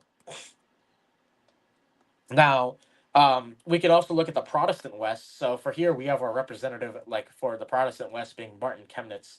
Obviously, like the Calvinists might disagree a little bit with like the Christology, but I don't think they're going to disagree with the idea of like two natures in one person. So I think it's fine to quote Chemnitz here. But basically, he says that from this discussion, we can understand to some extent what Paul means when he describes the hypostatic union in Christ as he does in Colossians 2:9. The whole fullness of the Godhead dwells in him bodily. Damascus calls this the indwelling and interpenetration and describes it by the example of the union of the soul and with the body, and with fire with iron. Therefore, in the incarnate Christ, the continued difference of the two natures must be understood not as something which attaches itself only in a superficial way, as when a small pebble clings to a huge rock, or like when two different strips of gold and iron are glued together, between which there is no real communion, but the hypostatic union takes place by interpenetration. Nor must we fear the conversion or mingling of the two natures, if their mutual interpenetration is of the same quality as that of the soul and the body, or of fire and iron. For it is manifest that even to our reason that in these instances the difference of the natures remains intact. Notice how he's like explicating the difference of the natures via like looking at how what's it called, like how the natures remain distinct. Then he says, although the light is something distinct from the body of the sun, yet it cannot be separated from it because of the interpenetration. In the case of fire united with the iron, if it should come to exist or be placed or depicted somewhere apart from and separate from the iron, so that it is no longer united with the iron, then the union will have been dissolved. And the soul, if and when or whenever and wherever it is without its body is and outside the body, then obviously it is no longer united or remains with its body, but is separated from it. Although the assuming nature in Christ is infinite and the assumed nature remains finite, yet because of the hypostatic union, such a relationship is produced between the infinite and the finite that one hypostasis is constituted. The two natures are united with each other in an intimate and most present union, inseparably and indivisibly. We have referred to these terms above. So if I insist on believing, understanding, and considering the divine nature of the Logos by itself, at some distance from and outside the assumed humanity, I would thereby dissolve the hypostatic union of the two natures in Christ, as we have pointed out above. Now, also, I would like to point out, right, that like Chemnitz actually gives like a very in-depth explanation of like the different types of unions and explains why they don't apply to Christ. He gives like 14 different types of unions, and then finally, um, right, he gives which type of union applies to Christ, which is the 15th type. So like Chemnitz begins by saying, when Cyril attempted to describe the hypostatic union of the two natures in Christ, he distinguished and separated it from other different and related kinds of unions, so that he must thus arrive at examples of similar unions and finally establish the specific difference of the union in Christ. Damascus also imitated this method, and since some light can be thus shed on this doctrine, we shall too indicate certain things about the various kinds of unions. Union is a general term indicating a uniting of two or more distinct things, so that it takes so that from these one thing is produced. And then he says it takes place in various ways. Then he gives us 14 different types of unions, which are going to be too long to cover in the stream. But then, like, he just rejects them all as applying to Christ. But finally, he says there is union by hypostasis, like the union of body and soul in a man, not as those pertain to the constituting of one nature, but to the constituting of one hypostasis. In the foregoing, we have explained, partly by rejection and partly by comparison, how the specific difference of the hypostatic union of the two natures in Christ has been constituted. So like notice how like the Chalcedonian theologians give a pretty like specific and like explicit view of what they mean when they talk about like union and then the lack of mixture. So like the fact that Mike is kind of seems to be like unaware of this and like unaware of like how we explicate it. It's kind of like odd, right? Like why is he debating on this when he doesn't know this? Now, finally, we can get to like if you go to the next slide, we can get to like Mike and what he thinks about like how natures are just like abstract sets. Do we want to like watch the part where he says that, by the way? Because Yeah, I think we can. says Sure. it What's at the 50, time stamp? 56 Yeah. minutes in. 56 minutes in. What's that? 56 minutes in. Okay.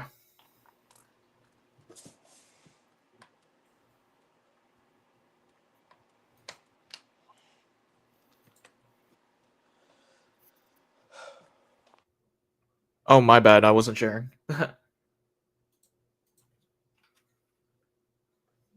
Okay, let's start with the logic because that's where I started. Okay, he told me that I don't understand about the point of origination of properties.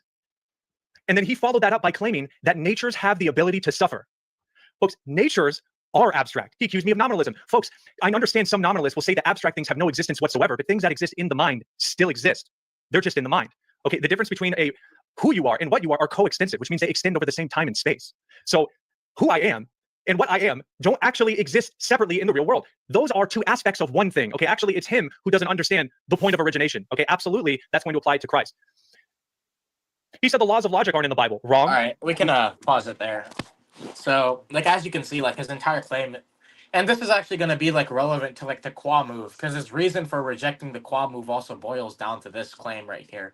So essentially, he's just saying that natures are abstract, and that like the divine nature is just going to be like a set of properties, and then the human nature is going to be like a set of properties as well. But the issue is this isn't something that you can assume in Christological discussions, right? Because firstly, like the divine nature is only an essence by analogy. Properly speaking, it's not even an essence or like a universal, right? It's definitely not a like a mere set of properties either. Likewise, when we say human nature, although we could be referring to an abstract object such as an immanent universal, in Christological discussions, it is often or like typically going to refer to like a concrete and like particular composite of body and soul. So when we say Christ assumed a human nature, this is going to refer to like the assumption of the composite of body and soul. Also note that like the abstract nature position is in analytic Christology discussions. It seems to be like a minority, right? So Mike is kind of assuming a minority position. We're going to do like a survey of scholars and of like historical positions in a bit, right? I should also point out that this is a claim that he's made consistently in the past, that like natures are only abstract, and so that's why the qua move fails. Now we've already attacked that on one front by showing that we don't have to like say that like the qua move only involves specifying the subject. You can also modify the predicate. So that's already going to be like explaining how that is a blunder, right? Because obviously like his critique is only going to be applicable to the S model, but that's not enough to refute the qua move because there's multiple different models of that. Regardless, right? This is a repeated thing that he said, and so this is a repeated mistake, despite the fact that the literature about this topic doesn't take this assumption for granted. So that's gonna like question like, has Mike actually read the literature on like Christology and like the metaphysical debates over it? Because if he has, he should be aware of this, and if he's aware of it, why is he bringing it up? So if you go to the next slide, we can begin our, I guess you could say, analysis. So, firstly, we can use Richard Cross's definitions for like concrete and abstract. Now, obviously, Cross's definition isn't going to be like, I guess you could say like perfect, but I think it's a good starting place. So, what he says is like concrete. Like concrete is just going to be something which is a bearer of properties, like specifically non-trivial properties. Now, he doesn't give a definition of like what non-trivial properties are, but it should be like pretty obvious, right? So non-trivial properties would be like impassible, passable, immortal, mortal, etc. Whereas something like is a nature or is a hypostasis, etc., or like is united to a hypostasis, etc., or like is a universal. Like those are going to be like trivial properties. Now, maybe like to improve on Richard Cross's definition, you could say that like a concrete object is something described by first order predicates such as passable, impassable, etc. But then a trivial property is going to be something like a second order predicate, such as is a universal, right? So non-trivial properties would just be second order properties if we go by Cross's analysis. And so in Christological discussions, we can just say that like a concrete thing is just going to be like something which is the bearer of first order predicates. And then like abstract objects would just be things which aren't concrete in a way. Now he then says like we can actually divide concreteness into two different types, right? So we can say there are those bearers of properties that are themselves born by something else. Like an example of this, right? He gives is like a wall. So a wall can be red because all of its parts are red. So the wall like piggybacks off of the parts of the wall, and so in that way, right? You can say the parts of the walls are kind of like communicating the property of the redness to it. However, there are also concrete objects which are not born by anything else, right? So, like for example, Aristotelian primary substances are not going to be held by another. So, what he wants to say is that concrete nature picks out property bearers, which themselves are born by further concrete items such as primary substances. It's like maybe you can use the example of like a hand. Maybe you can say a hand isn't a primary substance, but rather is going to be like a concrete object, but it's going to be like a concrete object which is born by something else, that being a person. So that's going to explain sort of where we're coming at when it comes to concrete natures. But now we can actually do like a historical survey as to like who believes what and why. So, firstly, Andrew Loke on his 2016 text on Christology called Cryptic Christology is going to go into this, and he gets into like the concrete nature debate. And what he says is like, on the concrete view, natures are fundamentally concrete particulars. On this view, Christ's human nature was fundamentally a concrete particular. This view does not deny that the particular had certain human properties. On an abstract view, natures are fundamentally properties, right? Now, notice, right, under abstract views, they're not going to deny that Christ has like a human body, right? Like, there's obviously going to be concrete aspects in the assumption. It's just a question of what are like what does the term fundamentally refer to? And then on page 72, Locke actually says that he prefers the concrete view. What's in, and he does it because it allows for the qua move. Now, what's interesting, right, is that like he metaphysics Mike should definitely know about Andrew Lowe because he's just like a he's a well-known Christian apologist in general. So like metaphysics Mike should definitely know about him. So like the fact that he doesn't know about this debate is kind of weird. But regardless, right? Timothy Paul quoting the Tome of Leo, like points out how the Tome of Leo says that like the human nature hung on a cross, and then he points out that like that only makes sense if the human nature is a concrete object. So he's saying that like the Tome of Leo supports the concrete nature view. And Paul like also argues that the concrete nature view has like historical precedent because like he cites Cyril, and then he also argues that later medieval scholars saw this as the correct view. So he cites like he cites secondary sources such as McCord, Stump, and Cross who like go over medieval text and take this view. Once again, Timothy Paul is basically standard in like Christology discussions, so Mike should definitely be aware of this. Likewise, the Tome of Leo is literally the source for Bryce's Christology because Bryce's position infallibly holds to the Tome of Leo. If you go to the next slide, right, then you can see what Oliver Crisp says. So once again, he gives he gives this debate. Once again, Oliver Crisp is like pretty standard reading in these types of discussions. Now he does say that like there's been insufficient like attention given to the concrete versus abstract view. But to be fair, right, this was released in 2007, so you know a lot has changed since then, and we're gonna go over that obviously. But basically, Oliver Crisp takes the concrete nature view as well, and he actually does agree with it. And like he says, the medievals would also like agree with that. So like for example, I'm pretty sure like he cites. I think they would cite people like Scotus or like Thomas Aquinas or the various. I think Peter Lombard as well. I think. So if you go to the next slide, we're going to get into some medievals, as I said. So Richard Cross gives the examples of Peter Chanter and John Duns Scotus. And Richard Cross gets into this idea of communicatability, in which how Peter Chanter kind of thought as like a human nature as like this concrete object, which was communicated to the human, which was communicated to the divine person, and thus fails to be like a subsistent individual, and that's how he avoids Nestorianism.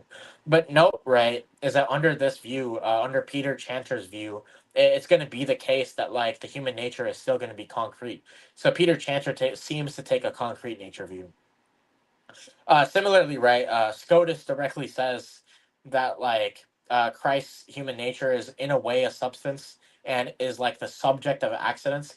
And the way he explicates that is not by saying it's like a hypostasis, but rather it's just going to be like a particular composite of body and form or matter and form. Because for them, right, the body was like the matter and the soul was the form. And when you combine the two, you get like a particular substance. So Christ's human nature, although it's not a person, it is a substance in that sense, and it's going to have accidents within it. So Scotus seems to take a concrete nature view. Then Thomas Aquinas, if you go to the next slide, right? Okay, you're on it. Nice. He also directly says that like the human nature is assumed in atomo as like or in atomo as like John of Damascus says, right? So that being it's individual in a way, right? So it's going to be like a particular or like concrete.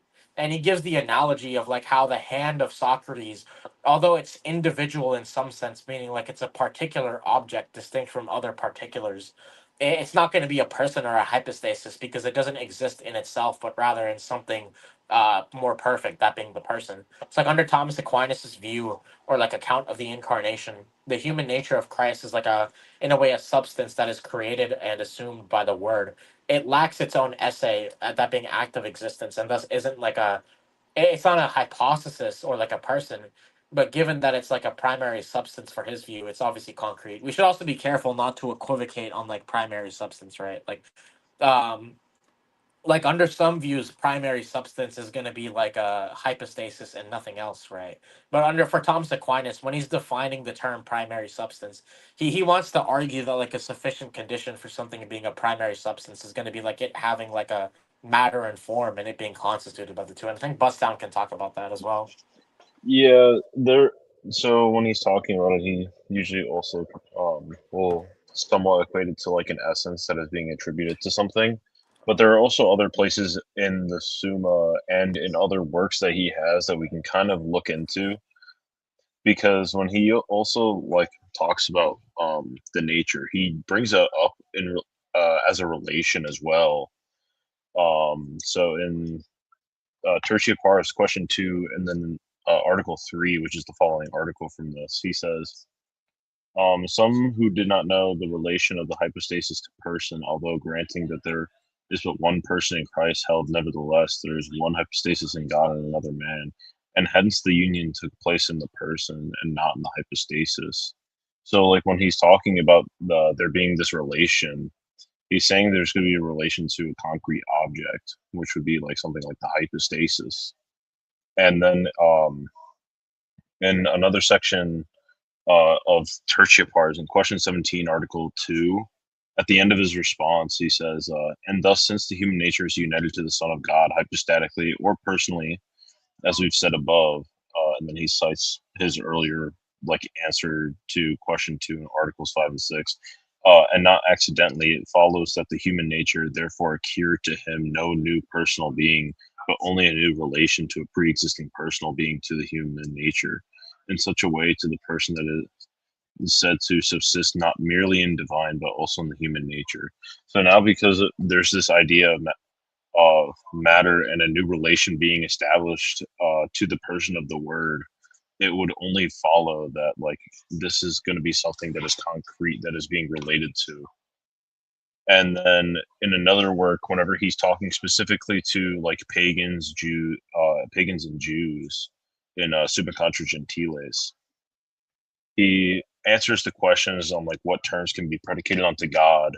And usually he talks about like predications to these things can be in a metaphorical sense. So like when we say like the hand of God, that's like a metaphorical sense to like kind of conjure an idea in our mind. But he brings up this where we can signify something, or when we say something, it can signify that as something concrete. So like and because God is his nature, simply we can say that his nature then that the nature is then concrete. St. Thomas writes, quote, accordingly, in every term employed to us, there is imperfection as regards to the mode of signification, and imperfection is unbecoming of God, although the thing signified is becoming to God in some eminent way. For example, the term goodness or the good. For goodness signifies by way of non-subsistence, and the goodness signifies by way of concretion. In this respect, no term is becomingly applied to God, but only in respect that which the term is employed to signify. So what he's saying here is that when we use terms to predicate things on the God, so like his goodness, like we're saying this is to signify something that is concrete, that which is in God. So from this, it follows that like um, that natures are concrete objects. So after like this, we can also look at Lateran force. Like before, we've kind of covered like whether or not the human nature is going to be concrete versus abstract, right? But there's also like a debate with like the divine nature, and like the medieval West is like decisive. Like with the abstract view, it's not going to be like condemned. I don't think it's condemned, at least in like the Catholic view. Maybe you can argue that it's like implied by the Tome of Leo, but I think you can give the interpretation that like the Tome of Leo is just using like a different semantics than what we use today, right? So in their semantics is going to be concrete. Regardless, though, um I don't think you can really have an abstract interpretation of the divine nature, because like that is like directly condemned. So like there was basically kind of this guy named Jehoiakim, and Buston can speak to this in a bit, but he was condemned for saying that like the divine nature is like properly a universal, rather than like only by analogy, and he was condemned for saying there's like a real distinction between the divine nature and the persons. And so Lateran 4 basically like dogmatized the position that the divine nature is kind of like it's a real and particular reality which is identified with the three persons, rather than being a distinct universal which is only in the persons, like how an immanent universal would be in hypostasis. You could also say this is a for some later theologians talk about it as a little bit termed as like a quote unquote quasi universal, where Yeah. you can like distribute the term God to the three persons perfectly, but it's not like an actual universal, because if you want like a reason as to why, St. Thomas brings up in the Prima Pars, I think it's in question 3 or question 6. He brings up whether he asked the question of whether God is a genus, and his answer is no, and he gives like 3 reasons why. Yeah. So basically like what the condemnation at Lateran 4 says is going to be like that there exists a certain supreme reality, incomprehensible and ineffable, which is true, which truly is the Father, Son, and Holy Spirit, the three persons together and each one of them separately. That is to say, right, that is to say, substance, essence, or divine nature, which alone is the principle of all things, besides which no other principle can be found. Then it says the Father's substance is indivisible, inasmuch it is together simple. Notice, right? These are not going to be properties that are like attributed to abstract objects, such as like a set of properties. So it's pretty clear that it's not going to be an abstract set in this instance. And then, if you go to the next slide, we're going to see more examples when it comes to like Thomism and Lutheranism. So, right. So this is from like a text on like Thomas Aquinas' Trinitarian view. It says, in designating the persons as one, Aquinas does not mean that they are merely at the like he doesn't mean that they are merely one at the level of abstraction or secondary substance as humans are, but because there is no real distinctions between essence and supposit, the persons are truly one instead of notionally one. Number, as applied to God, only signifies the undividedness of the essence slash unity of the persons, or the undividedness of each of the persons in relative distinction from another. Oh. And then he says multiplicity is only applied relatively to God. It only signifies a plurality of relations in God. The essence is not a fourth because it is not relatively opposed to the persons, right? So, kind of the idea here is that when we say divine essence, we're using essence analogically. Properly speaking, the divine essence isn't an immanent universal. And then Martin Chemnitz says something similar. So this is also going to be the case with Lutheranism. He quotes like he cites Augustine, and he says like the divine essence is predicated of the Father and of the Son and of the Holy Ghost, not as a genus predicated of different species, or as a species predicated of an individual, or as a whole of its parts, but in an entirely ineffable and incomprehensible way. The hypostases or persons of the Trinity are all one because of the identity of essence. Now, like for context, unity of species or in genus would be like kind of what it's like what Mike thinks we have, right? Because for Mike, he thinks that we have like a unity and abstract set of properties, right? But like Chemnitz is denying this exact notion and is siding in favor of Lateran 4. And then, so this is going to obviously be important because like Chemnitz is denying the like abstract view of the divine nature. He's saying that no, the divine nature isn't like just an abstract set of properties which the persons share, but rather it's going to be like a what's it called, like a and it's analogically a universal, not properly. So the divine nature, like Lateran 4 says, it's going to be like a one simple like undivided reality which the persons are identified with, and that's how they're one. And then he also cites, when it comes to the human nature, he cites the same Damascus quote that Thomas Aquinas cited, and he does the same thing where he argues that like it's a particular human nature, as he puts it, right? So it's going to be like it's particular human body and soul that he's assuming.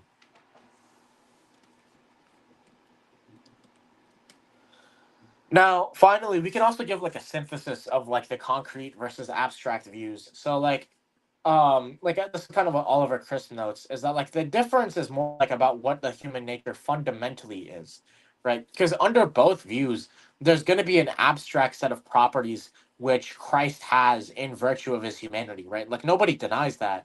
Likewise, there's going to be like a concrete particular that is Christ's body, and nobody denies that either. The question is more so like whether or not the human nature is fundamentally like a body and soul composite, or whether it's like an abstract set of properties.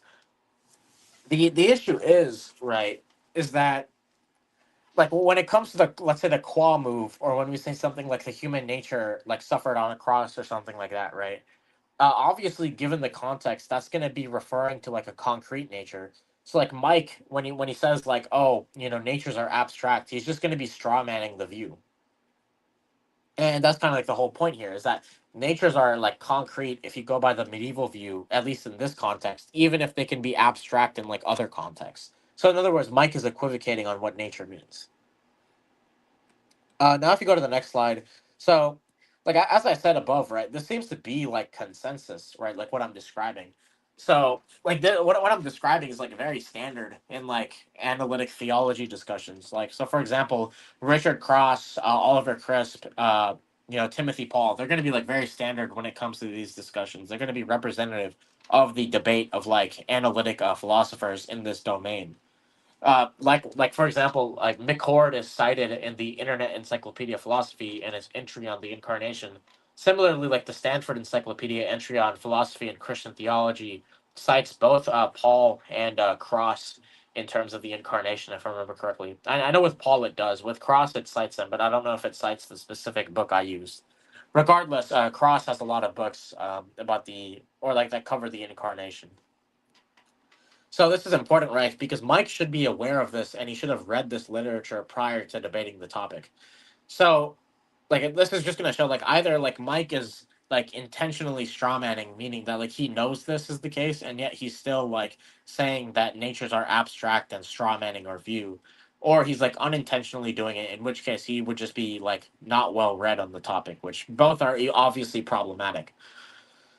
Now, perhaps like Mike, Mike can say, "Oh, well, I knew about this. It's just that I rejected it a priori because if the human nature is a concrete particular, then it's going to be a hypostasis in a person. So the concrete nature view falls into Nestorianism, which is why I reject it." First of all, he doesn't say that. Second of all, we can easily get around this. So, like, firstly, there's like the Miaphysite solution. It's going to be the idea that like Christ does not have two natures after the union, and that the duality is only like in theoria or in thought, and so there's not two natures in reality, and thus there's only going to be like one person. And the way they would solve like the LPI is like using like a something analogous to like a composite Christology, where they're going to have like the human nature and or like the humanity and divinity are going to be like constituents of the one composite nature, and that's how they explain how the one person can have materiality, immateriality, passibility, impassibility, and so forth. However, the Chalcedonian solution, which is going to be more relevant to the debate topic, because Bryce is Chalcedonian and Mike's critiques are of Chalcedon. The solution that Chalcedonians gave is basically like being a concrete nature and or being a substance is not sufficient for being a hypostasis or person. Thus, this does not fall into Nestorianism. So when we go further into depth, what we call like what I'm referring to is going to be like theories of subsistence. And a useful analogy to kind of understand what's going on here is like the contemporary debates over personhood. Intuitively, we understand that persons exist and that there are also non-personal objects. It's like John is a person, Peter is a person, but like a rock or a squid are not persons. And that raises the question, right? Like, what are the necessary or like sufficient conditions for like John and Peter being personal, but then like a rock and a squid aren't personal? And like accounts of personhood are going to like seek to explain that. But then, like in a similar fashion, the medievals like recognize that some things are like independent or like individual or like complete in like ways that other things aren't. It's like a person, a rock, a cat are like independent and individual, whilst like something like a human hand, a universal, an eyeball are not going to be individual or like independent in the same sense, right? And so theories of subsistence kind of seek to explain why these objects have that type of individuality. And so what they're going to say is that those objects have like subsistence So like a cat, a rock, a person subsist, whereas like a hand, an eyeball, or like a universal don't subsist, at least not on their own. And so like the medievals kind of like it's going to be analogous to like our debates about personhood. That kind of was their debate about personhood, right? So when something subsisted or had subsistence, what the medievals refer to it as, like they would call it a supposit or like a hypostasis. And then they use their account of subsistence to give an account of personhood. Because personhood for them requires one, being of a rational nature, so rationality, and two, being a supposit. So their account of personhood was dependent upon their theory of subsistence. So a person is like a rational supposit under their view.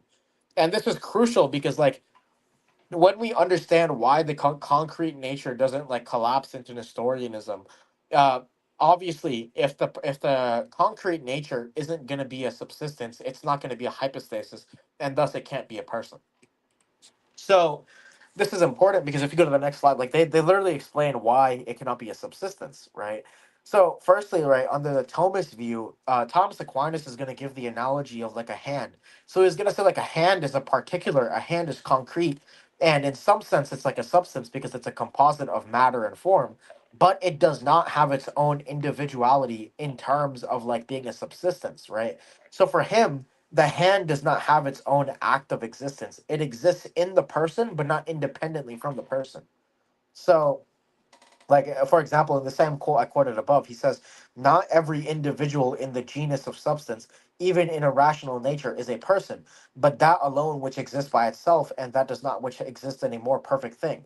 Hence, the hand of Socrates, although it is a kind of individual, is not a person, because it does not exist by itself, but in something more perfect, that being the whole. And hence, too, this is signified by a person being defined as an individual subsistence, for the hand is not a complete substance, but part of a substance. Therefore, although this human nature is a kind of individual in the genus of substance, it does not have its own personality because it does not exist separately, but is in something more perfect, that being the person of the word.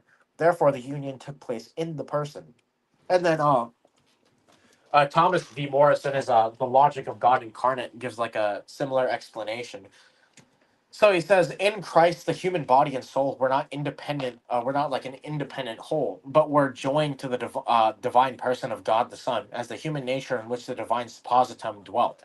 Not being an independent whole, but only a part of a greater whole, which was God incarnate, they did not alone constitute or characterize a suppositum distinct from that single person who was the Christ, or from that single eternal suppositum dwelling in both the divine and human natures.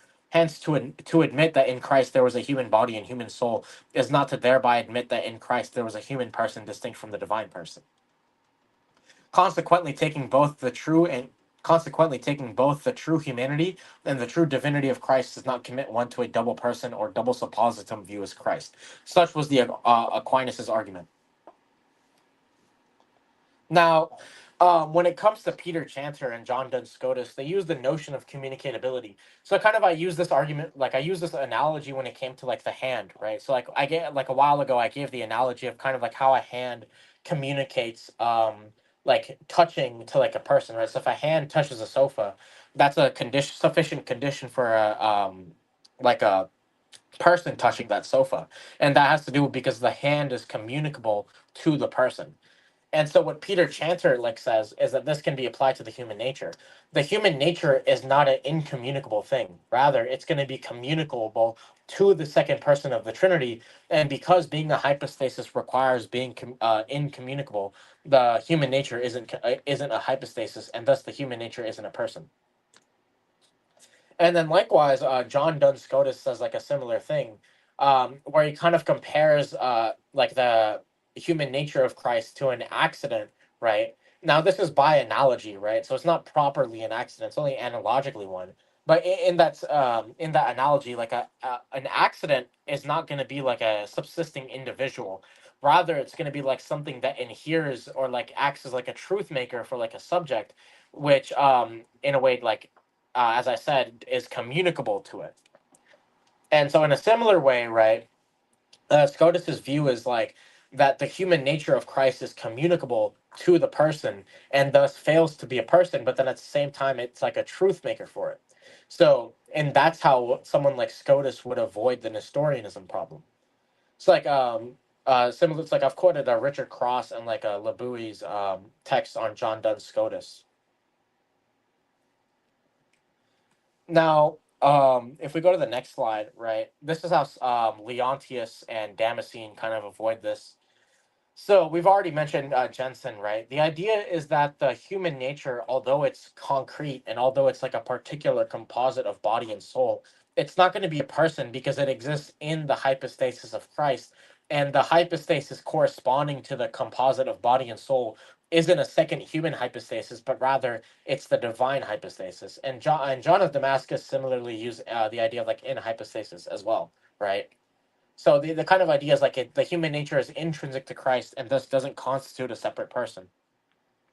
So in a way, like it serves similar to like a hand, right? Because the human nature, like it is intrinsic to the person and is communicated to the person, and so it is not its own hypostasis.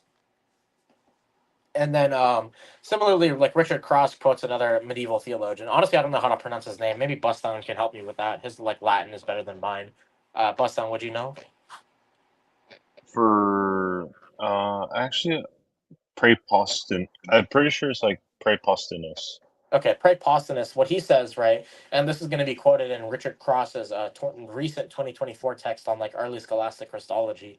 He basically says like the description of the description person is a rational substance of an individual nature should be understood such that the individual nature is neither posited in the constitution of anything nor united to anything greater than it. So the soul which is in constitution of the human being should not be called a person. Neither should the human nature of the word, which was united to something greater than it, be accorded to be the name of a person.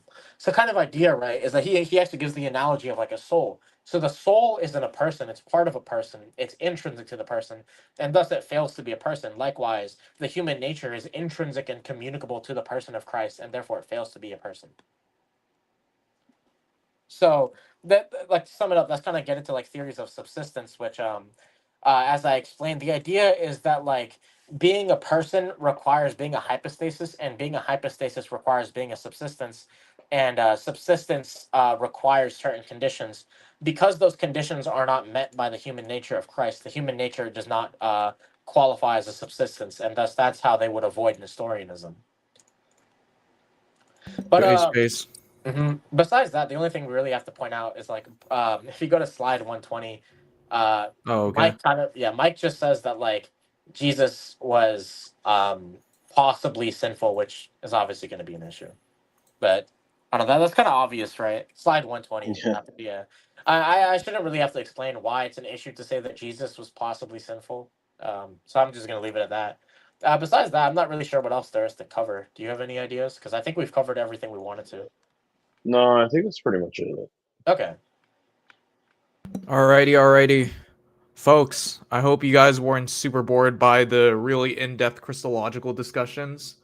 I found them to be particularly helpful, and quite frankly, they were convicting in terms of like me being able to study what I need to study.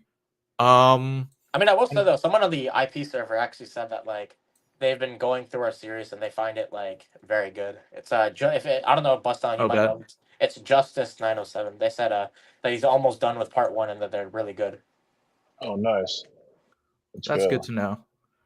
So, folks, we've got a debate between me and a Muslim on the Hadith versus the New Testament. Roy will actually be hosting that debate and moderating the debate between me and Hamza Hussein on whether or not the Hadith or the New Testament are more reliable. That time is in Central Standard Time, so be mindful if you're going to tune in from a different time zone. And do you guys have any final words before we head out? No, I think I'm good. I think we've covered everything. But yeah, God bless. I'll see you later. Alrighty. Boys. We will see you guys in the next one. Peace. You made it to the end of this video. If you enjoyed it, please consider becoming a Patreon member for Apollos Christian Apologetics. Your partnership helps with creating original Christian apologetics research, gets you exclusive access to videos, and more. Want to catch me personally online? Well, feel free to join our Discord server. But in any case, Christianity is true, apologetics is base. This is your boy Apollo signing out. Peace.